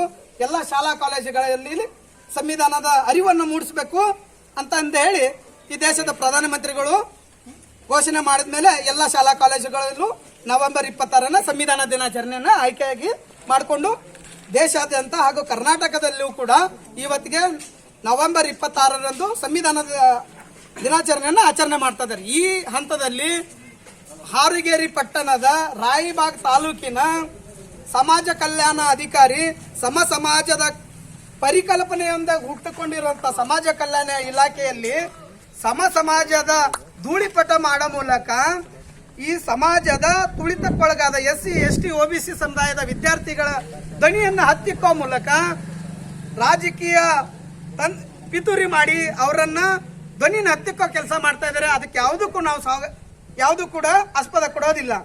ನಿಮ್ಮ ಧ್ವನಿಯಾಗಿ ನಿಮ್ಮ ಜೊತೆಗೆ ಅಂಬೇಡ್ಕರ್ ಮಕ್ಕಳು ಈ ದೇಶದಲ್ಲಿ ಜೀವಂತವಾಗಿರುವಾಗೂ ಈ ಸಂವಿಧಾನ ವಿರೋಧಿ ಚಟುವಟಿಕೆಗಳಿಗೆ ನಾವು ಆಸ್ಪದ ಕೊಡೋದಿಲ್ಲ. ಯಾಕೆ ನಾವು ಪತ್ತಾರವರು ಸಂವಿಧಾನ ವಿರೋಧಿ ಅಂತ ಇದೀವಿ? ಇದಕ್ಕೆ ಕಾರಣ ಇಷ್ಟೇ, ಈ ವಿದ್ಯಾರ್ಥಿಗಳು ಸಂವಿಧಾನಕ ಹಕ್ಕುಗಳನ್ನು ವಿದ್ಯಾರ್ಥಿಗಳಿಗೆ ಸರ್ಕಾರ ಎಲ್ಲ ಒದಗಿಸಿಕೊಟ್ರು ಆ ಮೂಲಭೂತ ಸೌಕರ್ಯಗಳಲ್ಲಿ ಕೊರತೆ ಆದಾಗ ವಾರ್ಡನ್ಸ್ ಆಗ್ಲಿ ಅದಕ್ಕೆ ತಾಲೂಕಾಧಿಕಾರಿಗಳ ಗಮನಕ್ಕೆ ತಗೊಂಡು ಬಂದಾಗ ಆ ಅಧಿಕಾರಿ ಸ್ಪಂದಿಸಬೇಕಾಗಿದ್ದೇ ವಿನಃ ರಾಜಕಾರಣಿಗಳ ಮೂಲಕ ಅವ್ರ ಪೇರೆಂಟ್ಸ್ಗಳ ಮೂಲಕ ಅವರ ಧ್ವನಿ ಎತ್ತಕ್ಕೋ ಮೂಲಕ ಈ ಸಂವಿಧಾನದ ಆರ್ಟಿಕಲ್ 19 ಉಲ್ಲಂಘನೆ ಮಾಡಿ ಈ ಸಂವಿಧಾನನ ಅಪಮಾನ ಮಾಡಿರತಕ್ಕಂತಹ ಪತ್ತಾರವರ ವಿರುದ್ಧ ನೀವೆಲ್ಲರೂ ಇವರು ಪ್ರೊಟೆಸ್ಟ್ ಮಾಡ್ತಾ ಇದ್ದೀರಿ. ವಿದ್ಯಾರ್ಥಿ ಕೂಗಿದರೆ ವಿಧಾನಸೌಧನೇ ಅಲ್ಲಾಡುತ್ತೆ ಅಂತ. ಒಬ್ಬ ಅಧಿಕಾರಿ ಪಬ್ಲಿಕ್ ಸರ್ವೆಂಟ್, ಪ್ರಜಾಪ್ರಭುತ್ವ ವ್ಯವಸ್ಥೆಯಲ್ಲಿ ಪ್ರಜೆಗಳಿಂದ ಪ್ರಜೆಗಳಿಗಾಗಿ ಪ್ರಜೆಗಳಿಗೂ ಬಳಕೆಯಲ್ಲೂ ಕಾನೂನಾಗಿ ನೀವೆಲ್ಲ ಹೋರಾಟ ಮಾಡೋದು ಕೂಡ ಬಹಳಷ್ಟು ಒಳ್ಳೆಯ ವಿಚಾರ. ಈ ಹೋರಾಟ ಯಾವತ್ತೂ ನಿಮಗೆ ಇರಬೇಕು ಅನ್ನೋದು ನನ್ನ ಒಂದು ಪ್ರಾರ್ಥನೆ. ಏನಪ್ಪ ಅಂತಂದರೆ ಹಾಸ್ಟೆಲ್ನಲ್ಲಿ ನಿಮಗೆ ಗೊತ್ತಿರುವ ಹಾಗೆ ನಮಗೆ ಗೊತ್ತಿರುವ ಹಾಗೆ ಎಲ್ಲ ಮೂಲಭೂತ ಸೌಕರ್ಯವನ್ನು ಒದಗಿಸಬೇಕಾದಂಥದ್ದು ತಾಲೂಕು ಆಫೀಸ್ಗಳು ಕರ್ತವ್ಯ. ನಾವು ಇಲ್ಲಿಂದಲೂ ಬಂದಿರ್ತೀವಿ, ತಂದೆ ತಾಯಿನ ಬಿಟ್ಟು ಬಂದಿರ್ತೀವಿ, ಅಂತಂದ್ರನ್ನ ಬಿಟ್ಟು ಬಂದಿರ್ತೀವಿ. ನಮಗೆ ಸಾಕಷ್ಟು ಕುಂದುಕೊರತೆಗಳಿಗೂ ಕೂಡ ನಾವು ವಿದ್ಯಾಭ್ಯಾಸ ಮಾಡಬೇಕು ಅನ್ನೋ ಒಂದು ಛಲತೊಟ್ಟಲ್ಲಿ ಬಂದಿರ್ತೀವಿ. ನಿಮಗೆ ಊಟಕ್ಕಾಗಲಿ, ಬಟ್ಟೆ ಬರೆ ಆಗಲಿ, ಹಾಸಿಗೆ ಆಗಲಿ, ನೀರಿನ ವ್ಯವಸ್ಥೆ ಆಗಲಿ, ಬಿಸಿನೀರಿನ ವ್ಯವಸ್ಥೆ ಆಗಲಿ, ಸ್ವಚ್ಛತೆ ಆಗಲಿ ಎಲ್ಲ ಒದಗಿಸೋದು ಸರ್ಕಾರದ ಕರ್ತವ್ಯ. ಅದು ಯಾರಪ್ಪನ ಗಂಟು ಅಲ್ಲ, ಸರ್ಕಾರ ಕೆಲಸ ಮಾಡಬೇಕು. ಸರ್ಕಾರದ ಪ್ರತಿನಿಧಿಯಾಗಿ ತಾಲೂಕು ಆಫೀಸರ್ ಕೂಡ ಮಾಡಬೇಕು. ಇದು ಒಳ್ಳೆಯ ವಿಚಾರ. ಇವತ್ತಿನ ನಿಮ್ಗೆ ಏನಾದರೂ ನಿಮ್ಮ ಕೆಲವೊಂದು ಏನು ಸಮಸ್ಯೆ ಇದ್ದಾವ, ನಾವು ತಹಸೀಲ್ದಾರ್ ಆಫೀಸು, ಸೋಷಿಯಲ್ ವೆಲ್ಫೇರ್ ಆಫೀಸರ್ಗೆ ಅವರ ಗಮನ ಸೆಳೆದು ಈ ಸ್ಥಳೀಯ ಒಂದು ನಾವು ಹೋಗಿ ಅಲ್ಲಿ ವಿಚಾರಣೆ ಮಾಡಲಾಗಿ ಎಲ್ಲ ಹುಡುಗರ ಸಮಸ್ಯೆ ಈ ರೀತಿ ಇದೆ, ಅದಕ್ಕೆ ದಯವಿಟ್ಟು ಅದನ್ನು 2 ದಿನದಲ್ಲಿ ತಾವು ಬಗೆಹರಿಸಿಕೊಡ್ಬೇಕು. ಇಲ್ಲಾಂದರೆ ಈ ಸಮಸ್ಯೆ ತುಂಬ ದೊಡ್ಡದಾಗುತ್ತೆ. ನಾವು ತಾಲೂಕಾ ಮಟ್ಟದಲ್ಲಿ, ಜಿಲ್ಲಾ ಲೆವೆಲ್ದಲ್ಲಿ ಅದನ್ನು ಗಮನ ಸೆಳೆದು ನಿಮ್ಮನ್ನು ವರ್ಗಾವಣೆ ಮಾಡಲಿಕ್ಕೆ ಪ್ರಯತ್ನ ಮಾಡ್ತೀವಿ ಅನ್ನೋ ನಿಟ್ಟಿನಲ್ಲಿ ನಾವು ಮಾತಾಡ್ತೀವಿ. ಅದಕ್ಕೆ ದಯವಿಟ್ಟು ನಾವೆಲ್ಲ ಸ್ಥಳೀಯ ಮುಖಂಡರು, ಇಲ್ಲಿ ಹನುಮಂತನ ಕುರಿ ಇರ್ಬೋದು, ನಮ್ಮ ಇವರು ಶಿವ ದಳವಾಯಿ ಅವರು ಇರ್ಬೋದು, ಮಾರುತಿ ಕಲ್ಯಾಣಕರ್ ಅವರು ಇರ್ಬೋದು, ಮಹೇಶ್ ಐಹೊಳೆ ಅವರು ಇರ್ಬೋದು, ಎಲ್ಲರೂ ನಾವು ನಿಮ್ಮೊಟ್ಟಿಗೆ ಇದ್ದೀವಿ. ನೀವೇನು ಧೈರ್ಯಗೆಡೋದು ಬೇಡ. ನಿಮಗೆ ಏನೇ ಕುಂದು ಕೊರತೆ ಇದ್ರೂ ನಮ್ಮ 4-6 ಜನರ ನಂಬರ್ಗಳು ನೀವು ಇಟ್ಕೊಳ್ಳಿ.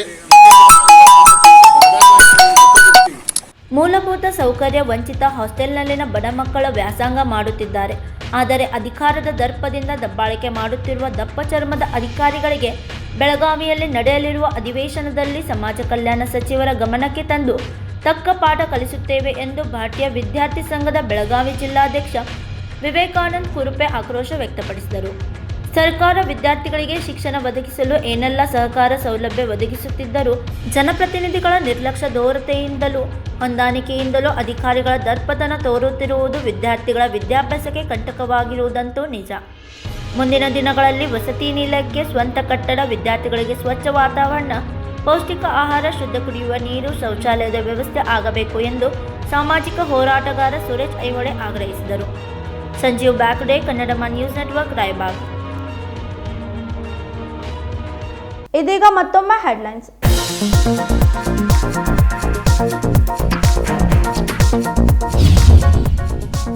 ರಾತ್ರಿ ವೇಳೆ ವ್ಯಾಕ್ಸಿನ್ ಡಿಪೋದಲ್ಲಿ ಕಾರ್ಯನಿರ್ವಹಿಸುತ್ತಿರುವುದರಿಂದ ಪರಿಸರ ಪ್ರೇಮಿಯಿಂದ ಅಸಮಾಧಾನ. ವ್ಯಾಕ್ಸಿನ್ ಡಿಪೋದಲ್ಲಿ ಕೆಲಸ ಮಾಡಬಾರದೆಂದು ಕರ್ನಾಟಕ ಹೈಕೋರ್ಟ್ ತಡೆಯಾಜ್ಞೆ.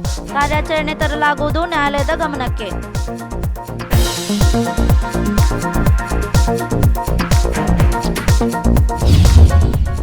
ವಿಧಾನ ಪರಿಷತ್ ಚುನಾವಣೆಯಲ್ಲಿ ಕಾಂಗ್ರೆಸ್ ಮತಕ್ಷೇತ್ರವೇ ಬೇರೆ. ಕಾಂಗ್ರೆಸ್ ಗೆಲ್ಲಿಸಲು ನಾನು ಏಜೆಂಟ್ ಆಗಲು ಸಿದ್ಧ. ಕೆಪಿಸಿಸಿ ಕಾರ್ಯಾಧ್ಯಕ್ಷ ಸತೀಶ್ ಜಾರಕಿಹೊಳಿ ಹೇಳಿಕೆ.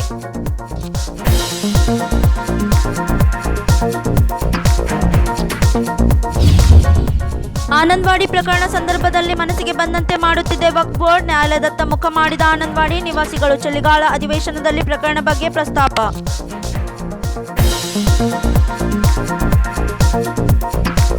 ಇವಷ್ಟು ಇಂದಿನ ಸುದ್ದಿಗಳು. ಮತ್ತಷ್ಟು ಸುದ್ದಿಗಳಿಗಾಗಿ ನೋಡ್ತಾ ಇರಿ ಕನ್ನಡ ನ್ಯೂಸ್ ನೆಟ್ವರ್ಕ್ ಬೆಳಗಾವಿ.